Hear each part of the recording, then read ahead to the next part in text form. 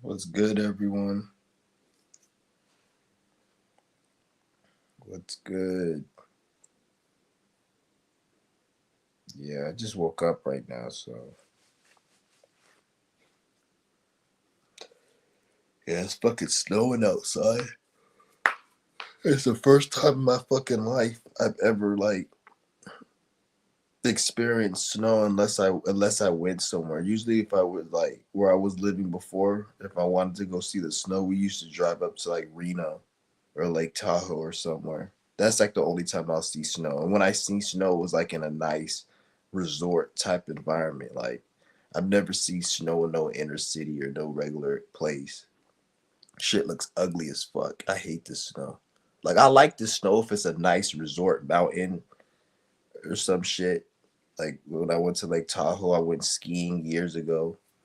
Like and it was a nice mountain and the snow looked nice and it was white. Like I like that type of snow. But this shit right here, it's like it's cold and it's cold for nothing.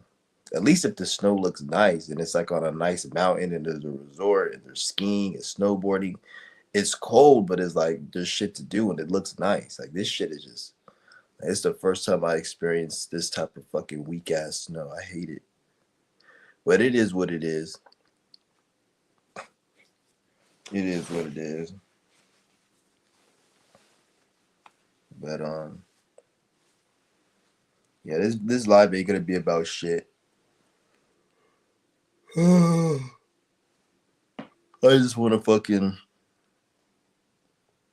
talk about how America is getting its karma and what like, this is what baffles me. This is what confuses me. Like I don't get it. Like how do people or let's just I'm speaking about America.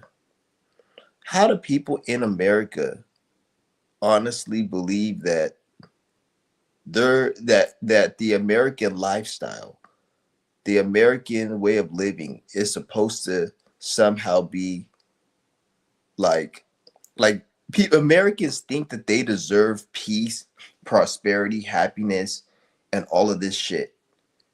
But the people who are running America and what they've done to get America, they were not about peace, prosperity, or any of that shit. So like America will never have its peace unless the people that are meant to run America are in charge, which is the indigenous natives of this land.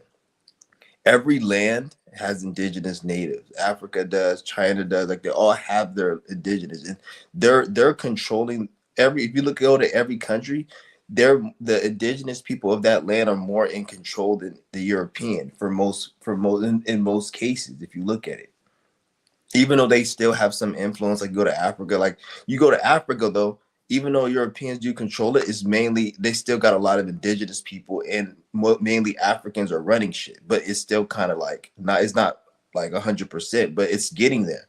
But America, like you have people running America that aren't American, they're not indigenous, they're like people from Europe, and the way they're running it is just about money and destroying the resource and the land. And you got people in America who live here somehow think that life is supposed to be good. Like you have people complain about rent, people complain about how things are expensive, people complain about how just all the things people complain about. Like I want to be able to live without working, and we're working so many hours just to barely make ends meet. And then like you got all this, and then don't get me wrong, all of that shit is fucked up. But you guys got to know like the reason why all of this shit is even happening. Like you can't live on a land that isn't yours. Like first of all, you wouldn't even if everything was supposed to be like it was supposed to be, you wouldn't even be in America for the most part. Or if you were, you would not be your race or whatever, or you'll be in another country, or you'll be indigenous or whatever, because only Native Americans were supposed to be here. All of these other races weren't supposed to be here. So if you're here and you're not native and you think you're supposed to have money and wealth and live a comfortable, peaceful life off the backs that were slaughtered, off the slaughtered backs of natives and shit, you're fucking crazy. So this is why America will never have its peace. America would never, and not to say America, this country can't have peace. It's just under these circumstances, it's not gonna have peace. So like right now, everybody's like bugging out right now. Everyone's like they're fucked. Even the people who are running shit, they're fucked because all of the shit that they're doing to get money, and like creating their little bullshit corporations like Walmart and fucking Target and all of these, and putting it on the land and draining the resources just to get rich. They're like creating a lot of negative karma for themselves. So like in the end, it's not going to work out well for them. But then you have people who like aren't even indigenous on this land thinking that like, oh, why do we got to pay rent to live? Why do, and don't get me wrong, I'm not saying it's good to pay rent. Fuck rent. I hate that shit. But you got to look at it like, um, Native Americans were slaughtered and killed just for people to even be here and for this bullshit ass system to even exist. Like, what does it look like you living comfortably off that shit? And the way I look at it, like if life was ever to be comfortable in America and peaceful and prosperous and everything was supposed to be like good, it would have to be under the conditions where like the native people who are in charge or who were on this land, their descendants or those people who are native, they're the ones running shit. So if they're running shit, then things can get back to peace, prosperity, and all that, and all of this overpriced rent. But like if it isn't like that, like how do you expect under the circumstances of some like person who doesn't belong here? Like you got these, like that's why I say it's hella weird how they talk about all this immigration shit. Like people need to go back to their country, but like if that's the case, then why the fuck is all of these fucking Europeans in government? Why are they still here? Like they're like the first immigrants. They told you that in school that they came over to this land to take over and kill people so they can make money off this land because their land wasn't shit. Europe, nobody wants to go to Europe. Europe is a shithole.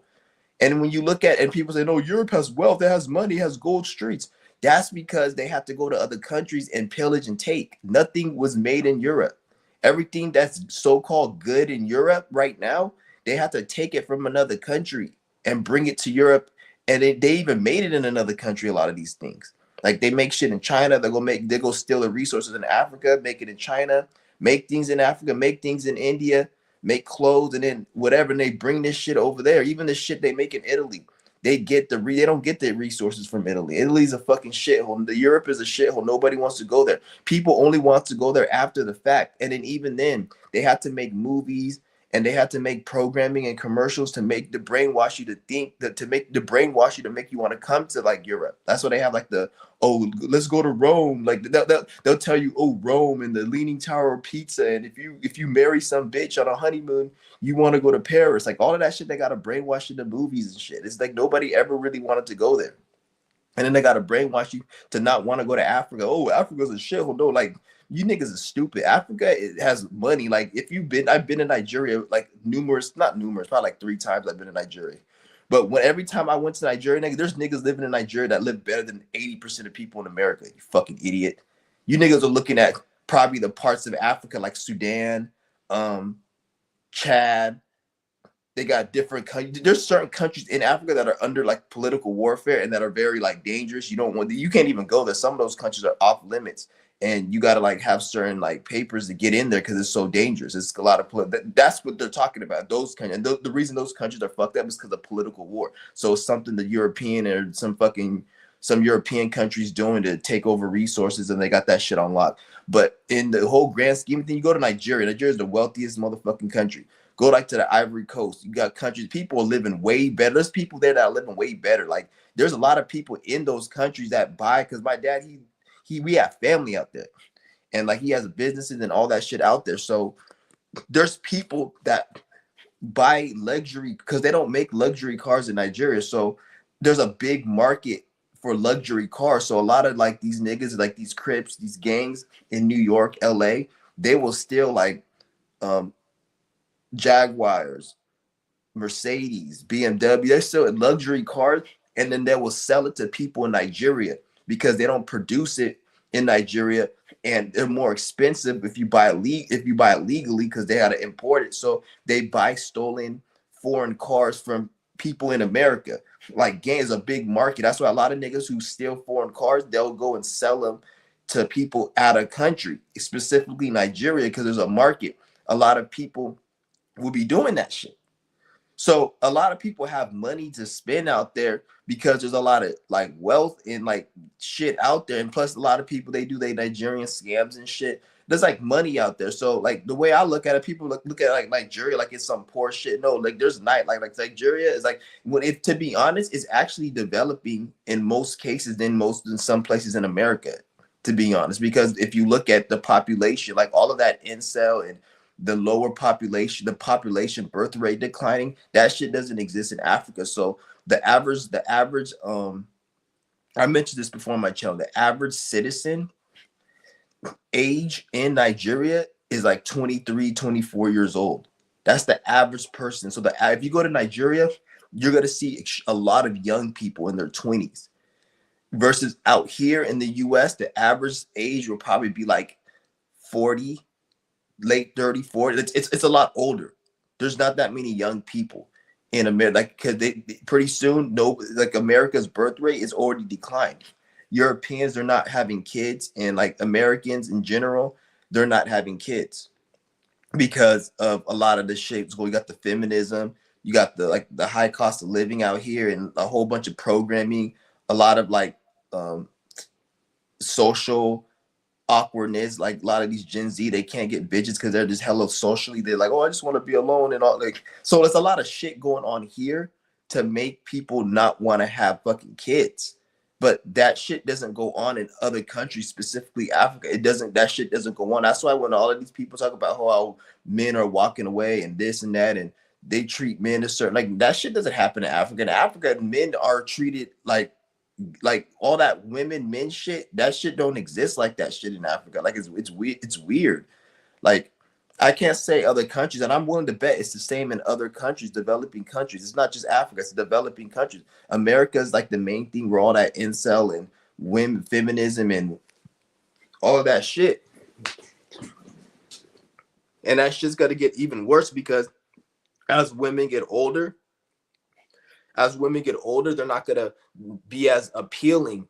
I don't want to say women can't get men when they get older, but if you're young and you're not, and you like, because I seen a shirt at Target that said "dump him," like they're trying to promote women to just, like it's cool to play games with men, but then they don't understand when you get older and you're like in your 50s and you don't have a man, then that's not cool. Or if you're a dude and you're like in your 20s and you're in your, the way a lot of men eat and how the health of a lot of men in America, by the time the average Gen Z gets to 50, their dick isn't going to work. They're not going to be able to, like, they're not going to have as much energy and sex drive. So they're not even going to be able to fuck like they can, and they're going to need to take pills. And then the way shit is. So this shit's funny right now, but it really isn't going to be in the next 20 years when most of the Gen Z can't fuck because their health is fucked up. And then most of these women, they got dry pussy and they look like Fiona from that Shrek movie. Like they don't look as appealing. So that's make the birth rates decline even more. And then there's going to be even less kids and shit. And most of the kids going to be born are going to be have so much mental illness because there's going to be so much mental illness just coming into existence just from so many things. Like Africa and shit, they don't have that problem. In some cases, it's actually like the life, like don't get me wrong, like things are in America are better, but what I'm talking about is the average person in America, their life sucks compared to, like, I'll say 30 to 20%, probably 40% of people in Africa, because the way they're living and the lifestyle they have is more prosperous and more freedom and more shit than compared to a large amount of people in America. Like you got the average person in America now complaining about rent, bills, all their money goes to this and that. You're not going to tell me just because you're in America you live a good life. Where there's other people in other countries, don't get me wrong, that are suffering more than you, but don't act like everybody, oh, at least I'm in America. No, motherfucker. Like, yeah, you're in America, but you live a shitty life in America. Just because you're not in America and you're in a so-called country like Nigeria doesn't mean, no, that's not how it works. If you guys went there, you guys will see it's kind of similar the way it is now. Like, it's kind of like they kind of are like, it's like the same lifestyle technically if you look at it. Don't get me wrong, there are struggles and problems, but it For a large, just know if you go there, be surprised the way people are living compared to how they want you to believe and think it is. It's not the same. And even when I see people on it, and I've been there, so I've seen it. So when I come in America and I see the average person complaining about rent, bills, and how their whole check goes to this and that, or I see a lot of people, I'm looking at it like American life really ain't even all that if you really compare it to some people's lives in all these other countries. Like they be living better lives than people. Because they want you to think, oh, I'm an American, even though I work at McDonald's and I have a shitty ass apartment and I have to live in and pay rent and I don't have no money. I'm still living better than all these other. No, that's not how it is, bitch. Don't sit there and think that. They want you to think that to make you think it really ain't. Like, no, this shit is getting worse over here. And it's all due to mental illness. Every single thing you see in the news pertaining to tariffs, rent, everything is all like some fucking old ass crackhead office that has mental illness. Like they like to project their mental illness. So, oh, it's the criminals' fault, it's the black people's fault. And they shut the fuck up. It's nobody's fault but your mental illness. I don't want to hear anybody blame anything on anyone. They talk about immigrants coming here to take, like, you got all these stupid ass crackers out here talking about how we need to get the immigrants out because they're taking our jobs, they're taking our nigga. Shut the fuck up, bitch. If they got rid of every single immigrant here, let's just say they got rid of every single immigrant, all of that money that's not going towards all of these expenses you think it is, you're not getting any of that money, you fucking retard. You think you really think the government is gonna save money by getting rid of certain people, and that money that's left over as surplus, they're gonna give it back to you? You're fucking retarded. If anything, things are gonna get more expensive. Like, people are retarded. They're hella stupid. Like, that's why I say it's everything is just like when you see a lot of people out here. Like, that's why I said this is why I don't like to talk about politics at all, especially in my personal life. I don't like to talk about politics. Even on here, I don't like talking about it unless I'm exposing it. I don't like talking about it because politics is mental illness. Like, you'll see like there's crackers out here that are broke down bad. Their life is shit. My life is way better than them, but they will still be honoring and talking about Donald Trump like he actually is doing something intelligent. And not to say that Democrats, fuck the Democrats, they didn't do shit either. Because I remember when that old fuck was in office, Biden, whatever, nothing was getting done. But it wasn't as bad as it is now. But you can't say it's because Democrats are better. No, America as a whole is just declining over time because it's getting its karma. So it has nothing to do with the Democrats, Republican. But at the end of the day, nothing has gotten better at the end of the day.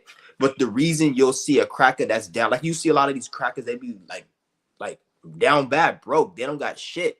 They're like nothing. The only thing they have is their programmed mind thinking that they're white that makes them like, no, there's no white privilege. All that white privilege was a program they put into white people to make them think that they're somehow better to keep the division. There's no white privilege. If you want to talk about white privileges, nigga, do you have any land? Are you connected to these Masonic families? That's the type of white privilege what they meant when they say white privilege is the European, and they have their families and their kids and they put them in positions, which is like only 1% of white people. The average white person doesn't have white privilege like that, bitch. We're not in civil rights days where you can only eat at this water. No, that's not how it is. But you'll see a broke ass, down bad white person talking about how, oh, I'm for Trump and he needs to get rid of these immigrants. And I'm like, what are you talking about, nigga? Like, what does this even have anything to do with you? The only reason you're saying this is because you have mental illness and you're racist. So Donald Trump and the whole immigration, that's a way for racist, bigoted white people to express their mental illness. So, like, it's like, let me give you an example. When Obama was in office, Obama never did shit for black people. Obama is a stupid nigger. But yet you will see black people still give respect to Obama. Why? Because he's black. So Obama would not. There was more black people that got killed by police. Remember when Obama was in office? Every day there was a black person that got killed by police.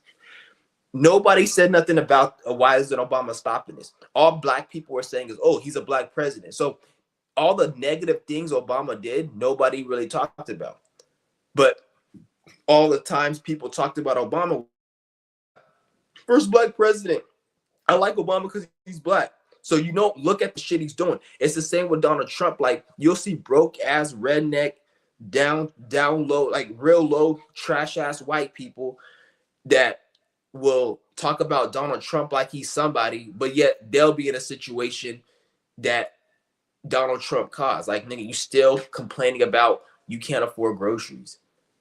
And you're still complaining about how your kids can't, daycare is so expensive for your kids. You're still complaining about all these things, but yet you think like it's what I'm saying. It's like it's mental illness. This is why I don't like to talk about politics, because it's everything on social media, even related to politics, is all connected to mental illness. Like people will only choose, like when you see somebody who's a Democrat or Republican, the reason they're a Democrat or a Republican is because of mental illness. It's not because of Democrat is somehow what the fuck has a Democrat or Republican did to actually help you in your life personally? Everything that's ever happened in your life was because you got up off your ass and you actually did something. That's everything that ever happened in your life. Nothing ever happened as a result of Republican or Democrat. So when you see somebody that's into Republican and Democrat, it's either one or two things. One, they're getting paid from it, so they're actually a Democrat or a Republican, and they get paid through donations and lying to the people like a politician, which they have an incentive to care about it because that's their fucking check to lie. Or second, there's somebody who's extremely not to say the first isn't, because everyone's mentally ill, but the second, they're mentally ill and they're using, like a lot of white people, they'll use Donald Trump and what he's doing to push out their bigotedness. So these are people that are miserable, they're upset, they hate their life, and they're white. So when you see I notice when I see a lot of white people that are very bigoted and racist, when you look into their life and you see them, they don't even get along with their own people. It's not like, oh, I hate black people. No, they hate everybody. They even hate their own white people. It's just when they see a black person, oh, it's those niggers. But when they see a white person that they hate, oh, fuck people. They're hella stupid. There ain't shit. Like, nigga, you just don't get along with anyone. But when you see a black person, you can say nigger and make it look like it's about black people. But no, nigga, even your own people don't fuck with you. Like, like literally, that's what it is. You're just a very miserable, angry person. It goes beyond race, and then they use that whole Donald Trump shit to be able to push out their whole bigotness. So you'll see a white person who's very angry and depressed, and they'll be like, "Oh, we need to get these fucking beaners out of America," but yet that doesn't even affect you. You're just saying that because it's a way for you to exercise your racism, because now it's like, oh, now I could talk shit and be racist because they're doing like it's like they want to find a way to exercise their racism, and they're able to do it without looking not with looking bad, by they're able to do it while looking extremely bad, because they want you to think that they're very bad and, oh, I'm a mean person, I'm very racist, I'm an evil person. They look, that's somebody who's very depressed and miserable. Like, I don't look at you as you're evil, I look at you as you're mentally ill. Like, that's how I look at it. Like, you're not, like, you can't be, when I see somebody who does something extremely evil, I don't look at them as a bad evil person, more so as like you're just mentally ill and you're just creating a negative situation in your future that you don't have the capability to experience, because once you experience that, you're going to go through hell. Like, not to say you don't have the capability, but you don't know what you're doing. Like, you're going to create something, you don't know what you're doing, so you got to get your hand burnt, not knowing that it's fire. So like, keep running your mouth, keep doing shit. It's not going to end well for you in the end. Shout out to Druids. That's why I don't talk about that's why I don't talk about politics on my channel, because it's all mental illness. At the end of the day, it's all mental illness. Like, even a lot of these females out here, not even female, but people in general, like, especially if you're gonna start dating women, you're gonna start going out with women, and you have to like keep that whole political religious shit, put it in the back. You can't really be opinionated on politics and religion. And when I say this, I know you guys say, well, I'm not into politics or religion, but your resentment for politics and religion is still talking about politics. So if you just say, I don't give a fuck about politics, then people are going to look at you like you're somebody who's rebellious to the system, or if you're like, I don't believe in religion, they're gonna look at you as like, oh, you're a heathen, you don't believe in Jesus. It's like, no, I don't believe in Jesus, bitch. So you can't even. I'm not saying just go out here and don't say shit. It just when you're this is why I said like we're in a time right now where the only way you're gonna be able to get into a relationship with women is if you have a goal. This is why I said the first thing you want to do to get in a relationship with a female is to have a goal. Let's just say you want to become a goddamn pianist and you want to open a piano building or whatever, or some dumb shit, or you like building chairs and you want to open a chair company. Let that be your goal, and then find a female who also wants to do that. So maybe she wants to build TVs and open a TV business. You guys both want to do a business, so let that, and then you guys could go and date on that. That's the goal. That's what you're married to, the goal. You don't want to be married to a person. You want to be married to the goal. So whatever goal you have, whatever goal they have, you want to be married to that. That's the girlfriend.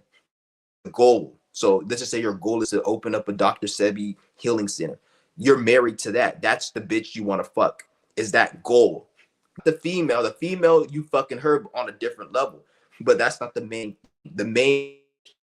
The main nigga, if you're a female, is the goal. And then the female partner is just there to help get to the goal. And once you make it like that, then that's when it's a perfect relationship.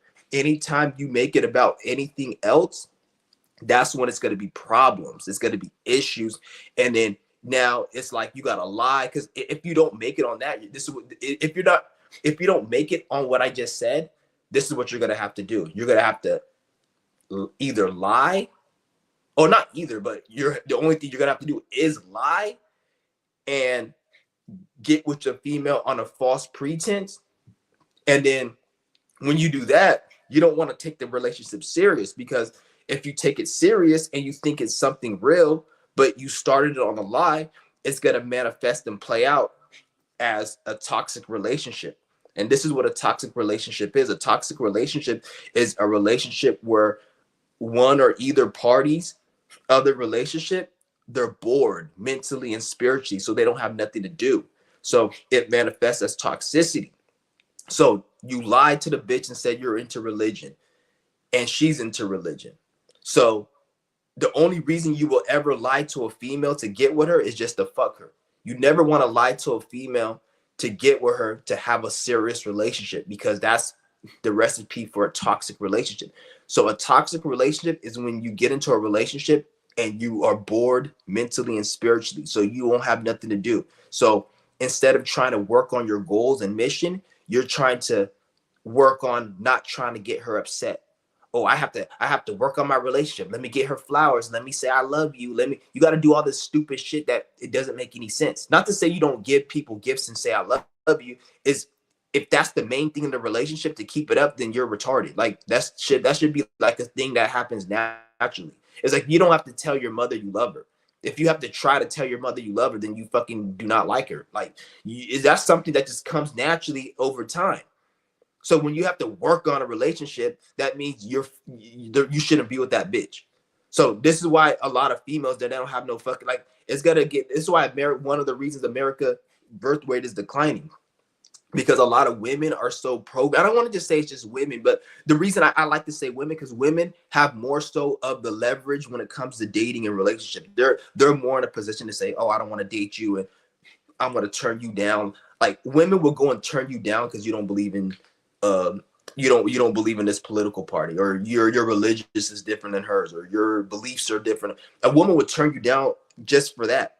More so a man would work with you, give you a chance. Like if I seen a female who believed in Jesus, but she's like, I believe in Jesus, but I don't mind you believing in that, and I see other things that don't have to do with religion, and it's in alignment, and things work, like things aren't crazy. And even though she says she believes in Jesus, there's other patterns she showed that I would date the female, even if she said believe in Jesus, because I know that there's a chance there. And eventually, based upon my actions, she probably won't even believe in Jesus no more. Because for somebody to say, I'll still date somebody who doesn't believe in Jesus and they said they believe in Jesus, that's a person who really isn't, they don't believe in that shit. Because somebody who really truly believes in that shit wouldn't even give somebody. So that's somebody I feel like I can work with. So I don't mind that.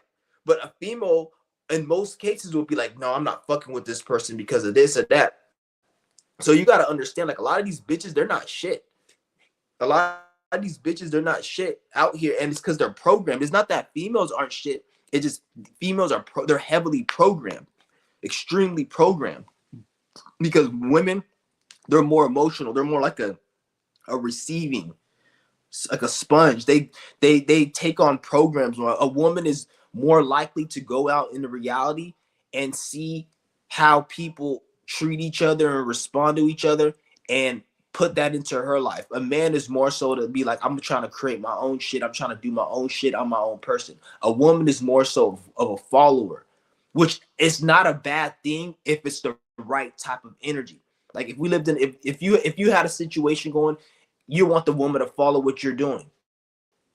You see what I'm saying? So it's not a bad thing if the energy is made in the right way, but the way the system is and how the programming, and you have all this brain dead, like what they call it, brain rot, social media and politics, and then the average female is so invested into that. That's when it's a problem, because now you got women out here that are about to be 50 and single because they think a real man is somebody that's gonna fly them out and buy them designer shit. It's like, bitch, that's never gonna happen. That's a fantasy that you see on social media, and then they end up turning down a whole bunch of men that could probably would have been good for them because of some fake ass shit that wasn't even legit. And even the bitch that was dating a man who flew her out and bought designer bags, that bitch probably got a divorce for him, or he probably went upside her head, or they probably argue too much where they're not dating no more. But the bitch doesn't know that. She just thinks, it's a good man and she loves her perfect. Like, bitch, you don't know what the fuck's going on. But you gotta see, like, it's just crazy. And I don't mean it's to bash on the women, but it's like, because the reason I just say women, because like I said, they have more, when it comes to relationships, they do have more leverage in terms of how shit is. If you look at it, they can just be like, I don't want to date this person because of this, and they have a little bit more leverage. So that's why I say that. And they're more emotional in the way they're responsive to things. So little things will set them off, and then they'll be able, they're more willing to project their trauma and their emotion, because the way society has kind of like programmed, where there is programmed in a way where men have to do all the work and women don't have to do shit, even though that's not what it is. But if you look at the way shit is, a lot of women forget that they have their own issues. Like, you'll have a woman that's mentally traumatized and fucked up, and she'll be so fucked up and things will be happening to her, she will forget, based upon the society we have, she'll forget that you have to deal with your own trauma. So she'll go her whole life not dealing with her trauma, and every time her trauma gets brought up and triggered from an external source, she'll blame that external source for why it is. Like, for example, shout out to Jay Bass. He said in his video, one of his latest videos, he said that he was at Walmart, or he works at Walmart, and I guess it was this old ass bitch on the cell phone or something. And he was on a cell phone. And the old ass bitch was all telling him, "Oh, you need to get off your cell phone." It's all like being a nag. And he was like, "It's at the end of the ship. Like, who gives a fuck? It's not that serious." But the thing is, though, like, you got to understand, like, she's in her, first of all, if you're in your 60s and you're still working at Walmart, you have not done no type of healing whatsoever. I don't give a fuck how you put it. 99.9% chance you have not done no healing. So when you're dealing with a female like that, like, why do you care? First of all, you're 60, you work at Walmart. You're obviously not in a managerial position. You're not working in corporate, because you wouldn't be there. You're working with a fucking dude who's in his 20s. So you ain't shit, bitch. So the fact that you're even there saying that, it doesn't pertain to you. It doesn't affect you. Him being on your phone, especially that close to end of shift, isn't going to affect you. It's not going to affect your money. The only reason you're opening your fucking old ass wrinkly lips is because you have a lot of trauma and problems you have not healed within yourself. And you want to use this situation as a way to project your anger and think that you're like in control over somebody. Well, I'm your elder. You got to listen. Like, bitch, you can't even control your own life. Why would a fucking young person want to listen to your old ass? If you that old, working at fucking Walmart, haven't healed your trauma, you still walking around nagging and bitter. How you that old and you bitter? Every time I see an old ass angry lady, I'd be like, how you in your 60s and your 50s and you had all of these years and you have not done the trauma, the shadow work, you haven't released the pent-up emotions and all that. Like it how are you that old in your 60s, in your 50s, and you never released that? I don't get it. It's weird. And it's like my mother, she's older and she's never had that issue. It's so weird because like one thing about my mom, like she would never have throughout my whole life growing up, like my mom's never had no emotional issues like that. Like, so when I see that in a female, I'd be looking at it like that's kind of weird because I've never grew up like my mom always grew up like with like she wasn't emotional and shit like that. Obviously there'll be times like women will cry, but like it would never be a time mom just be angry for no reason. It'd be a situation and she'll just be more like whatever and be more in a good. So I've never seen that in a female growing up, just that naggy energy. My mom has never showed that type of energy at all. That nagging energy. She'd be the one to be like whatever and just move on. Like to be honest, in some cases I have to learn. I learned from my mom certain things emotionally, like how to like damn, like because I'd be like feeling like I'd be more emotional at things than my own mother, and I'd be like getting all upset sometimes, and she'd be like, "You need to calm down," like, and I'd be like, she has more like a grounded reality on emotions than I did at sometimes, and I had to admit that.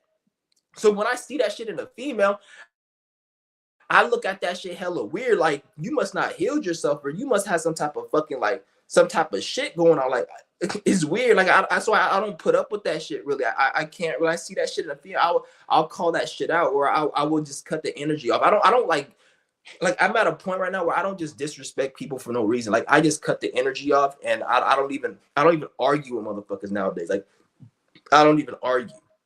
There's no point. There's no point. Like, at the end of the day, I'm trying to get what I'm trying to get done. If I'm at a fuck, I remember once back during the pandemic, some bitch told me to put on a mask.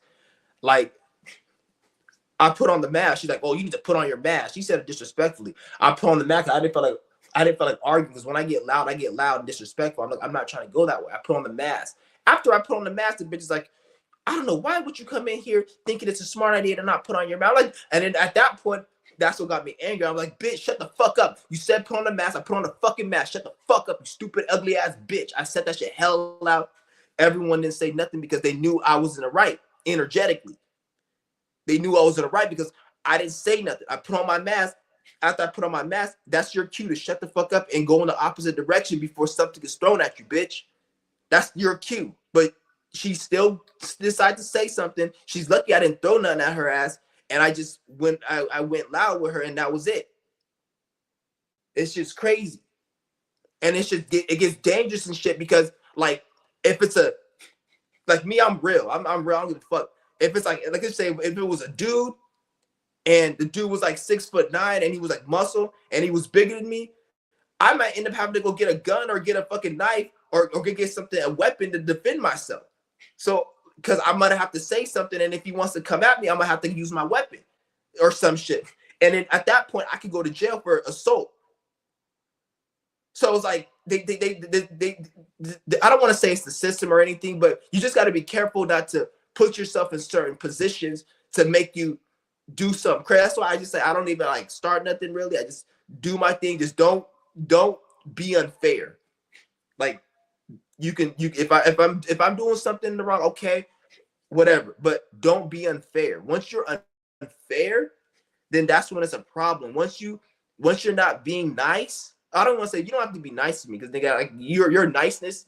To be honest, even if you are nice to me, I probably think you have an ulterior motive, unless you're about to give me something. So shut the fuck up. But just be fair, nigga.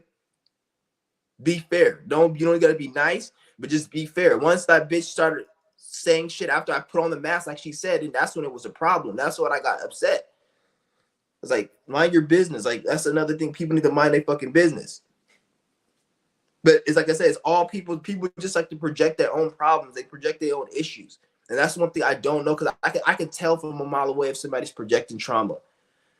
I could tell from a mile away if somebody is projecting trauma. Like, so when I see somebody projecting trauma, that shit gets me so annoyed. Like, and I'm not saying that that's good, because like even for it to get me annoyed. Like if I see somebody who just like it just depends on the energy. Like when I because I'm really good. I have a very good intuition. So when I motherfucker before they even open their mouth to me, I know damn near everything about their whole emotional state. By the way, because the way they facial features look, the way they move their elbow, the way they move their fingers, the way they're walking, all of that, the way they scratch their nose. When you see somebody scratch their nose or their face and it's more assertive, that means that they're more, most chances they're more in alignment. When you see somebody scratch their nose and it's kind of like soft, they're like, there's certain things I can't see when I say stuff like this, it makes it sound weird.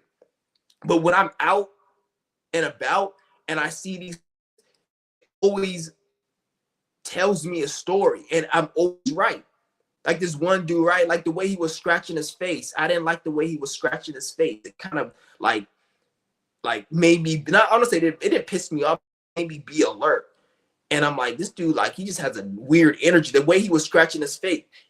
And then I remember like I was talking to this dude because I had to communicate with this motherfucker.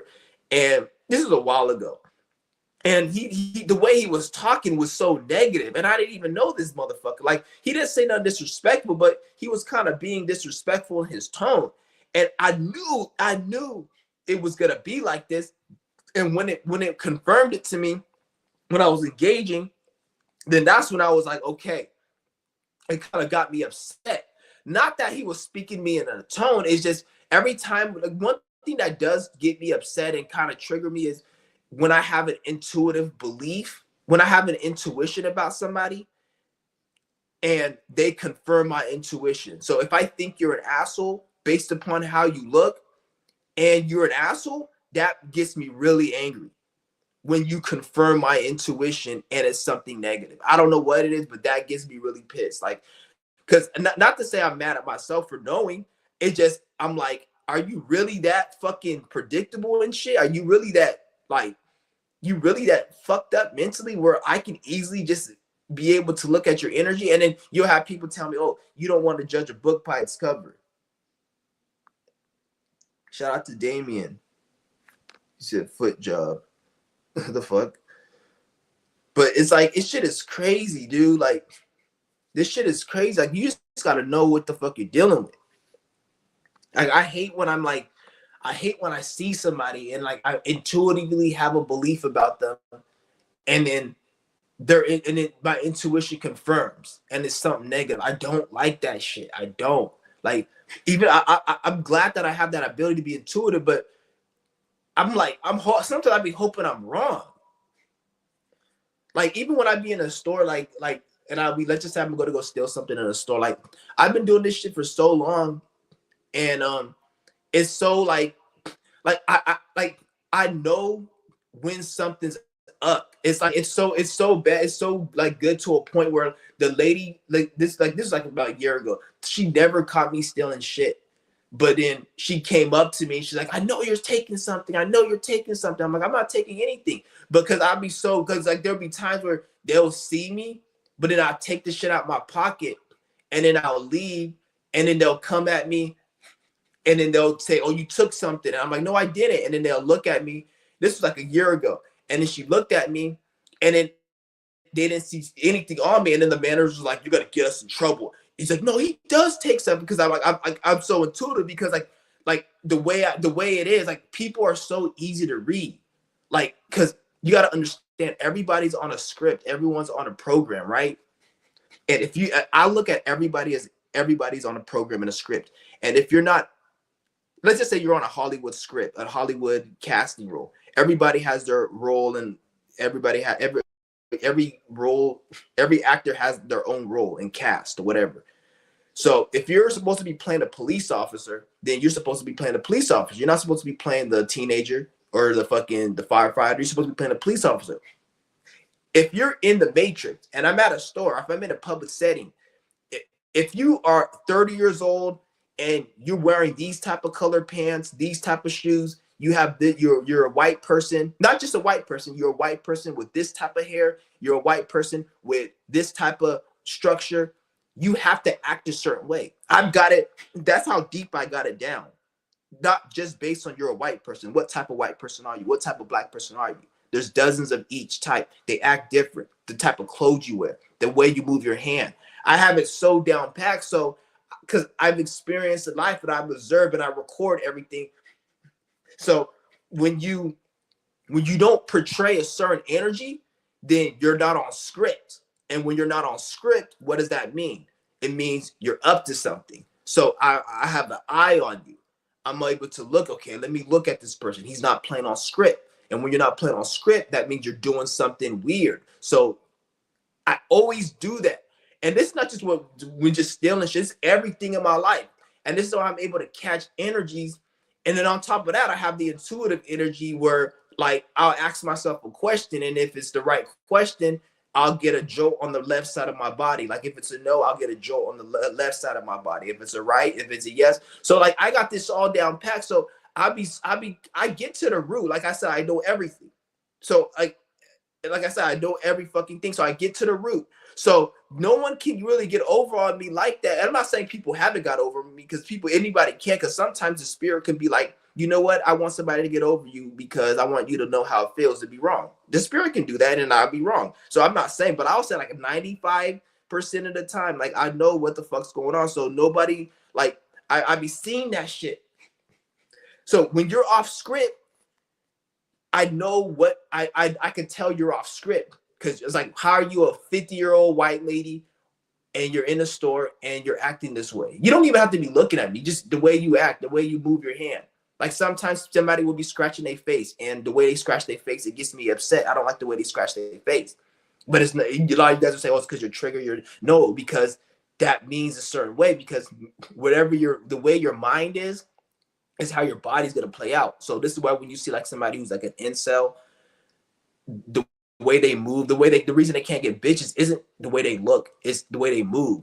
They have that incel mentality. So when they're around females, they move their hand a certain way, they walk a certain way, they look a certain way. Even it makes you look a certain way. All this, there's this thing that people like to say on fucking social media. Gen Z like to say it's called like, I don't know what the fuck it is. They have these weird ass tape, but it's about making yourself look better. Like they'll say, "Oh, I'm gonna make myself look better by doing." No, you don't. You have to make your mind look better. Like you don't look. This is why you'll say an ugly ass nigga gets women. It's not that he did anything special. His mind is probably sexy as fuck, and yours is not. Like in the mental world, in the spiritual world, his shit is on point. Your shit's ugly as fuck. So you can look good, so called good physically, and then you don't get shit because you have to have it's all in the mind. So the mind really, if you're able to spot somebody's mind and their where their spirit and everything, then you can see like, okay, this person's a piece of shit. So this is why I'm able to see like even down to the clothes somebody wears, the type of video game somebody plays. It's that deep. Like I noticed, like for example, I be playing on the game. There's people who play Elden Ring, Arc Raiders. This game called Rust. There's different games that I don't like Elden Ring's. Well, Elden Ring's all right, but like games like Arc Raiders, Rust. There's this one game I forgot. There's another game. There's certain games I don't like. There's this another game called Expedition. I hate these fucking games. But every time I see somebody who likes these games, they always have an energy I don't like. Every time I see somebody like certain food that I don't like, they always have an energy. Like it's weird. It's to that point. Like it's always a certain type of person who will play a certain game, watch a certain movie, because it's all everything in the mind. Everything has an energy frequency. So like the color red, it has an energy. And you may love the color red. You don't like the way red looks, you love the energy. So the energy of the color red is connected to your energy and it manifests as the color red. So you don't like the way the color red looks. You like the energy the color red has. So the fact that the color red has that energy, anytime you look at the color red, you get an arousement. Not because it looks red, but it has that energy. If that same energy was in purple, you would like the color purple. You guys see what I'm saying? So it's the energy in something. So when you're able to look at life like that, you can see, okay, this person, he's wearing these clothes, he's wearing this shoe. And I'm just talking for the majority. There could be a wizard or somebody who's a mental like witchcraft motherfucker who is able to manipulate it and make you think there's somebody, the more advanced people. But that's like fucking like very small percent people who can manipulate the energy to make themselves, to cloak themselves, to make them look like. So that is a thing, but that's very rare. Most people aren't on that level, and anybody on that level, you're not going to be really dealing with them readily like that, because they're out. They're not out. You won't even really deal with motherfuckers like that, because anyone like that, they're out doing shit in their life. They're not out here just not doing shit. So like most people. So you got to understand, like, that's not how like life really is. Shout out to Mysterio. Was good with it. Mystic Mysterio. He's like left on the incel mentality. Looks maxing. Oh yeah. Yeah, that whole looks maxing shit. That's fucking retarded. Like, what the fuck is that shit? And when you really look at it, like, it has nothing to do with, because what they're trying to pinpoint is not that, because in a way they're kind of right, but it's not about making your physical appearance look. It's about making your mind look better. And when you get your mind looking better, then your physical appearance looks better. You see what I'm saying? It looks better based upon your mind. And even then, because your mind is really what is really what's making your shit be attracted to you, your spirit and your mind. The physical is the last thing. It plays out in the end. So if the physical looks good, it's because the mind and everything's there. And even then, if the physical looks good, but you still aren't getting things in the reality, because there's situations where the physical can look good, but you're still not getting things in the reality. That's because you got counterfeit money. Like, you know, counterfeit money, the money looks real, but you can't go to the bank and cash it in. That's because the shit's fake. It's counterfeit. So if you shit looks physical, if you physically look good, but you're still like, oh, I have this, and why can't I get it? Because you're fake. You're not real. Spiritually and mentally, you're not there. So it's like you got to be, it's all about the mental. Even if somebody starts saying, oh, it worked for me, the looks maxing, it worked for me, obviously your mind was in a certain position, and then you probably started working on your looks physically, and then that's why it worked. But it always starts in the mind. It never just starts physically.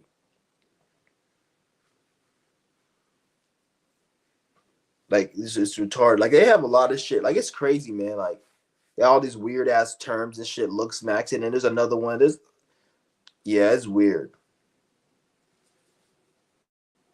Like, most of these, I don't want to just keep blaming Gen Z, because it's not just Gen Z. Like, I know people hate on Gen Z, but think about it like this: if Gen Z is so bad, which, don't get me wrong, like, they got fucked up, but they're fucked up. But if Gen Z is so bad, what about all the people that come after Gen Z? Like, why the fuck hasn't anybody paved the way with knowledge, wisdom, or any situation to help Gen Z get on their feet? Like, you can't just talk shit about Gen Z. Why? Like, look at the boomers, nigga. These boomers and these millennials, or no, these Gen X's, what comes before boomers, and even some millennials. Like, you niggas, like, what the fuck have you niggas done? All you niggas did, especially the boomers and Gen X's, you niggas spent all of these decades praying for Jesus. He's never coming back.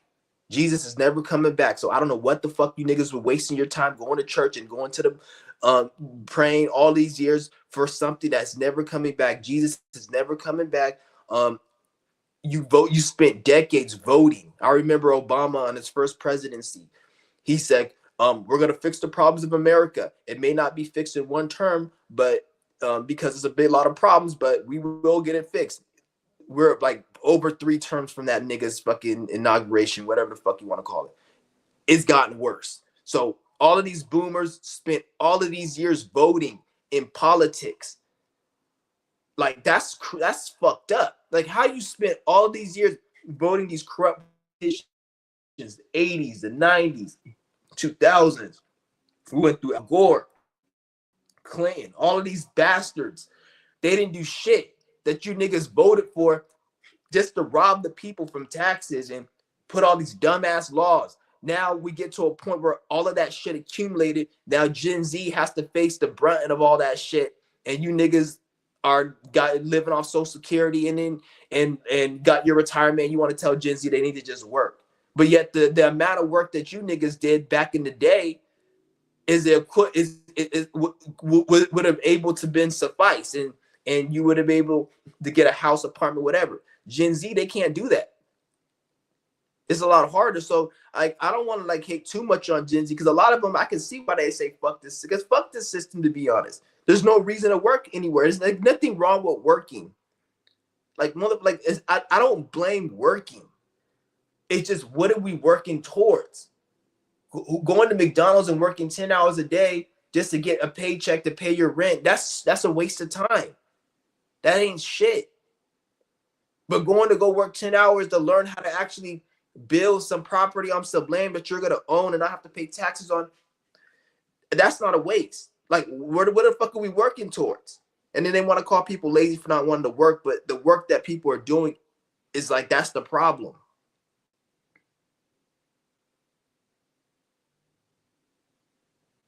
He's like, damn, folks who like those video games like Expedition and games like that, they do have some like it's weird. Like it's always and if you, like, even when you like, it's just you know what I mean. Like when it's certain games, and I don't like to bring up like little things like that because it makes you like it makes it be like, oh, it's not that like it is that deep. Like depending on the certain, like I'll be saying, like I'll see somebody right, and I don't even like their energy, and then they'll be telling me like the type of games they like, the type of food they like, the movies they watch, and I'm like, okay, I see that. And then there'll be somebody else like I like their energy looks good. Like I can work with their energy. They have a good positive energy. And then there's certain things they do like. Not to say I like everything they like, but things it just it plays out. It's more synchronized because it's all it's an energetic thing.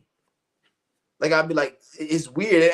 Have done this. I've tested this out numerous times. Like you guys don't understand. Like every time I go out and about, like I'm always observing and recording shit mentally and remembering shit. Like I said, I look at life like a book.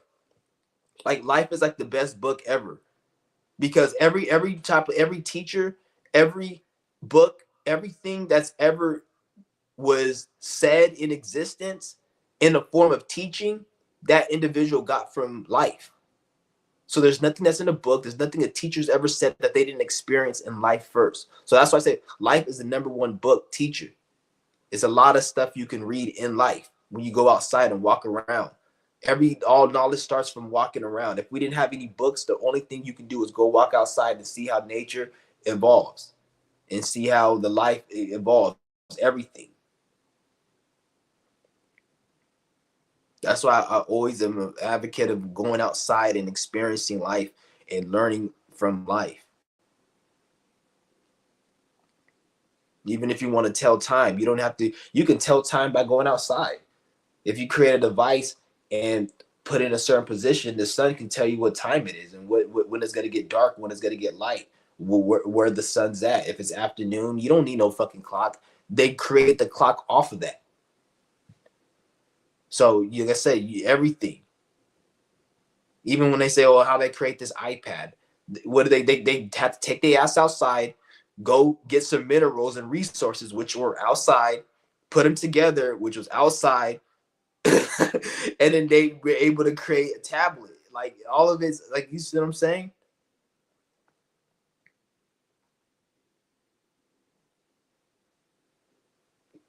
These old motherfuckers.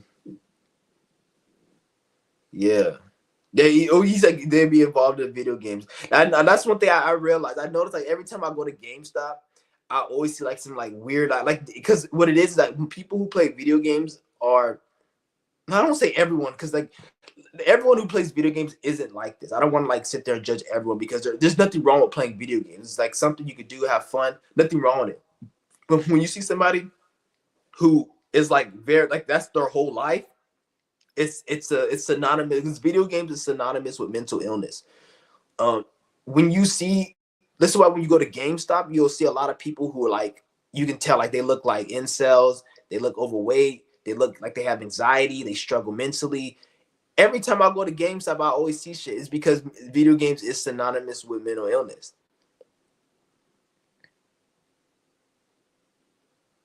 Because it's a distraction. Yo, motherfuckers can't just shit on Gen Z. These older motherfuckers that uphold the system like they life dependent, especially if you come from upper class white family. Yeah, yeah. I have cousins that were in the hood in the street, but I grew up in a in a suburb area, and like it's not like a lot of people like to sit there and talk about opportunity and there's opportunity everywhere in life. Everyone's, oh, you grew up in the suburb, there's opportunity. Though I've seen that. There's this one white kid I knew. I was in 7th grade. This nigga used to always have the latest video games.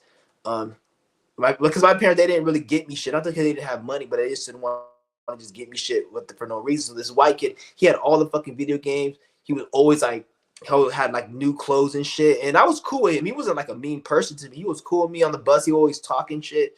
And I remember like when I seen this dude, he used to always brag about the games he had, or he has this and that. And it wasn't out of disrespect. He was, like I said, he was cool. But then I remember like I had left, I moved to the Bay Area, then I came back like 5, 6 years later.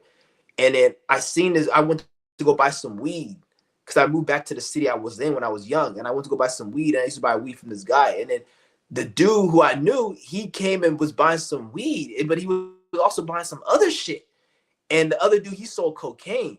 And I'm like, this is the same dude, because it said his name was Spencer. That was the white kid who I knew, like when I was younger. And then it's like, oh, like, it's the same Spencer from fucking back in the day. Because it looked the same kind of, but just older. This dude was buying cocaine, and he was like coked out. And this is a white kid in the suburb who had everything. I'm like, God damn, like he's on coke now? And I'm like, that's crazy. And then like the dude was all like telling him, like, you better bring my money back, like talking to him like a crackhead and shit. But the dude didn't like, he wasn't like a crackhead, like a homeless girl. Like he like he still had his money and shit, but he just was doing coke. But like it was just weird how like, and he grew up like in the South. All these people that talk about, oh, the people in the upper class suburb, like there's opportunity everywhere. You could be in a hood and have opportunity. People who talk about all that shit, oh, not to say that maybe it may be easier for certain races and shit, or certain people if they're in a suburb compared to a hood. But if you're connected to self, and you have a knowledge of self, and you're in alignment with your spirit, then you can find opportunity anywhere.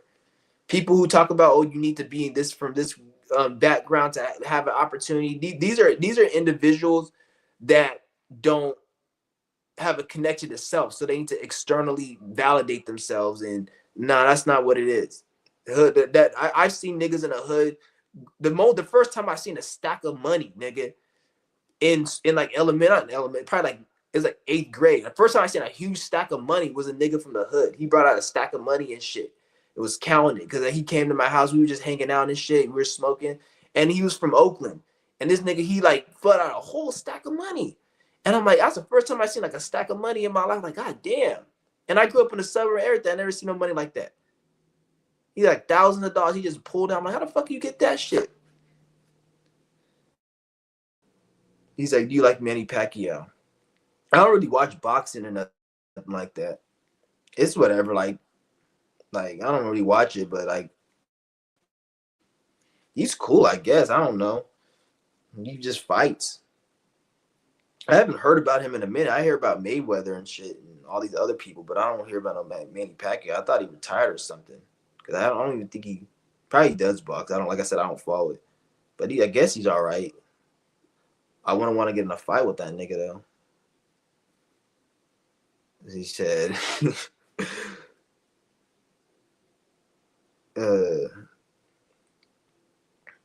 yeah, but a lot of that shit is just, I don't know. People like, it's all opportunity. Like you find there's opportunity everywhere in life.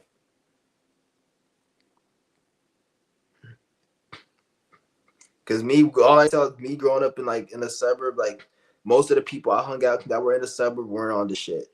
They weren't shit really. They're just a bunch of most of the kids there. Their parents didn't even have money like that. Like they just had money to pay their bills and to pay for food. Like they weren't even really like they didn't have money like that. Like I don't know why people think every kid, everyone who grows up in a suburb does have money. But there were some kids that did have money. I'm not gonna lie. There was. I remember I went to this one nigga's house. I used to call it a mini mansion because it's like a mansion, but we call it mini mansions. They're like a small mansion. Like it was like a fucking dormitory. And I was like, God damn. I was like, damn, this nigga's house is huge. He had a pool and everything. I don't even know what the fuck the mother did. I think the mother must have done porn or something, because everybody used to be like, oh, this nigga, your mother's fine as fuck. You used to get hella mad. He's like, damn, you right about folks who game too damn hard. Motherfuckers look at incel. Yeah, go to you know how they have the MLG, Major League Gaming? Go to MLG Major League Gaming. I'll just see if I can pull up a picture. 90% of the people who are like the top gamers, like who like place first place, second place. You know how you have like LeBron James, Kobe Bryant. The pretty much the LeBron James and Kobe Bryant within the MLG community, like those type of like athletes within that community, they all look like they suffer from mental illness. Like they all look weird and awkward. And I'm like, it don't even matter like how much money or how much fame they get. Like they still can't look not lame or weird. Like it's so that's why I'd be looking at it like it's weird. Like it's hella weird. Shit's crazy.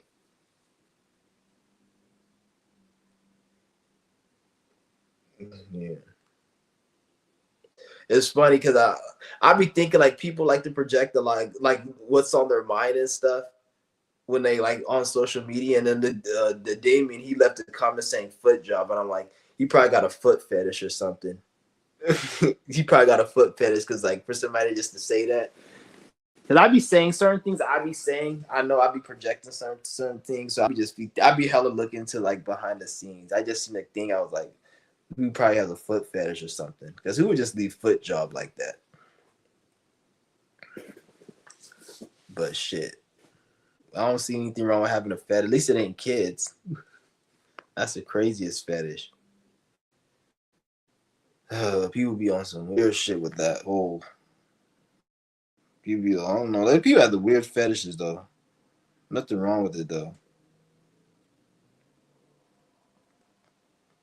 I think like I noticed like one thing I noticed like everything is all connected when I realized like I like certain fetishes I used to have. I don't like the more like when I started doing yoga and all that shit, there'd be certain fetishes I used to have that I don't have anymore.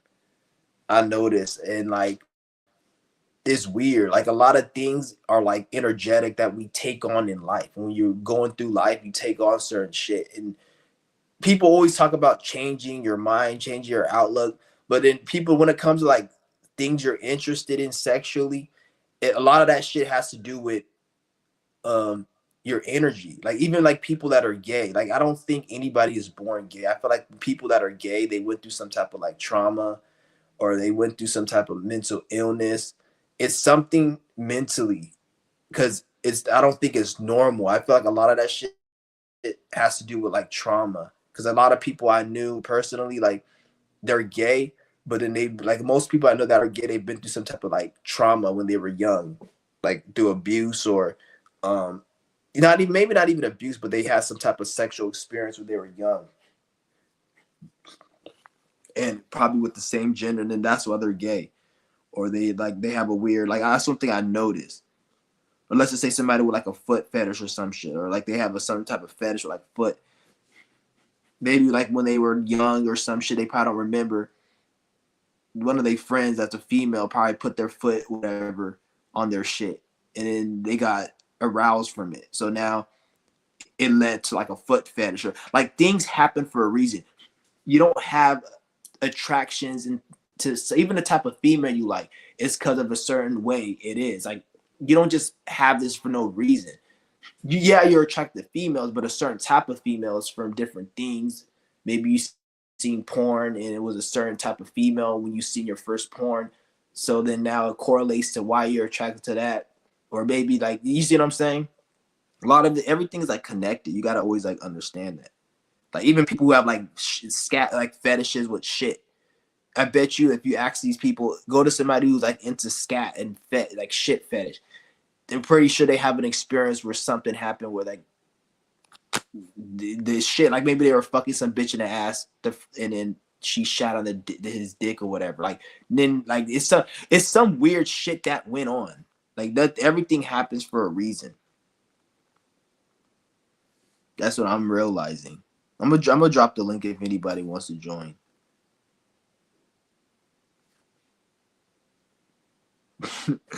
Oh man, I'm gonna.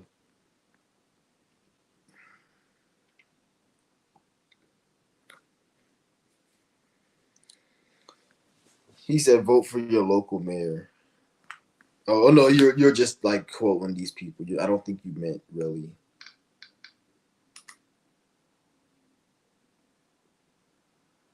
I thought you would talk about vote for your local mayor. Yeah, I dropped the link if anybody wants to join the room. Add what you want to add. So that, yeah, I'm just chilling right now. Yeah, nothing really. Like I was just talking how America's getting their karma. Like it baffles me how people like people. Like, I'm not saying America shouldn't be in a. I'm not saying America shouldn't be that we shouldn't be living in a country that's prospering. I'm not saying things need to be worse. I wish they would get better, but you guys need to understand the only reason things will never get better is because the people that are currently in office, the government that's currently in place. As long as the government's in place, America has no chance of ever getting better. So, you got to keep that in mind.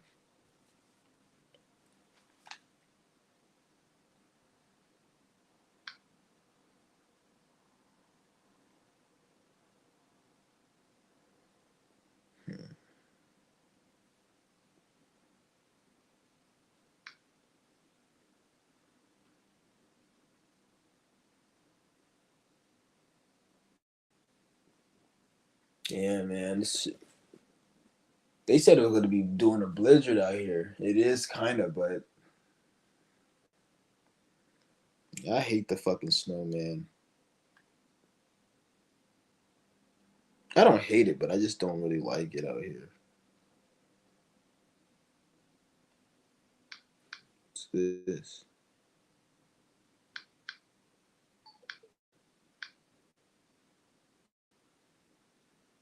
Hmm. Get the fuck out of here.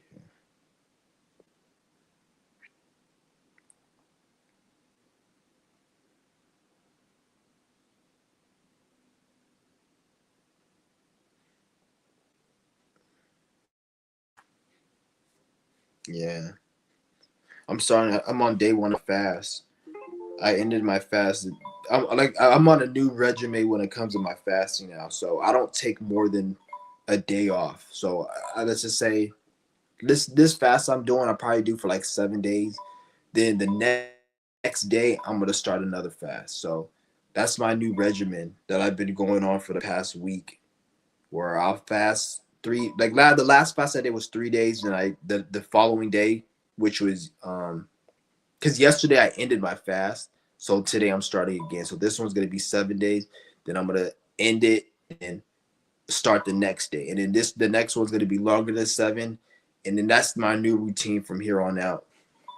And I'm just gonna work with this energy for right now. This is what I'm. This is where I'm lead. It's leading me. Like I feel like I need to be doing, and it works the best for me because I know it's when I don't, when I'm not on my fast, I feel like I'm not as emotionally.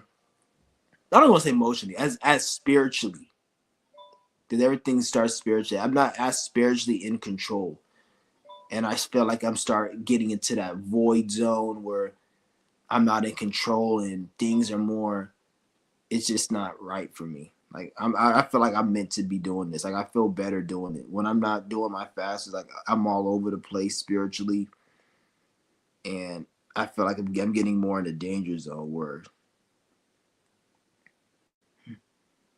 because you gotta look at it. You gotta look at it like this. Like everything is spiritual. So I could be doing the right thing physically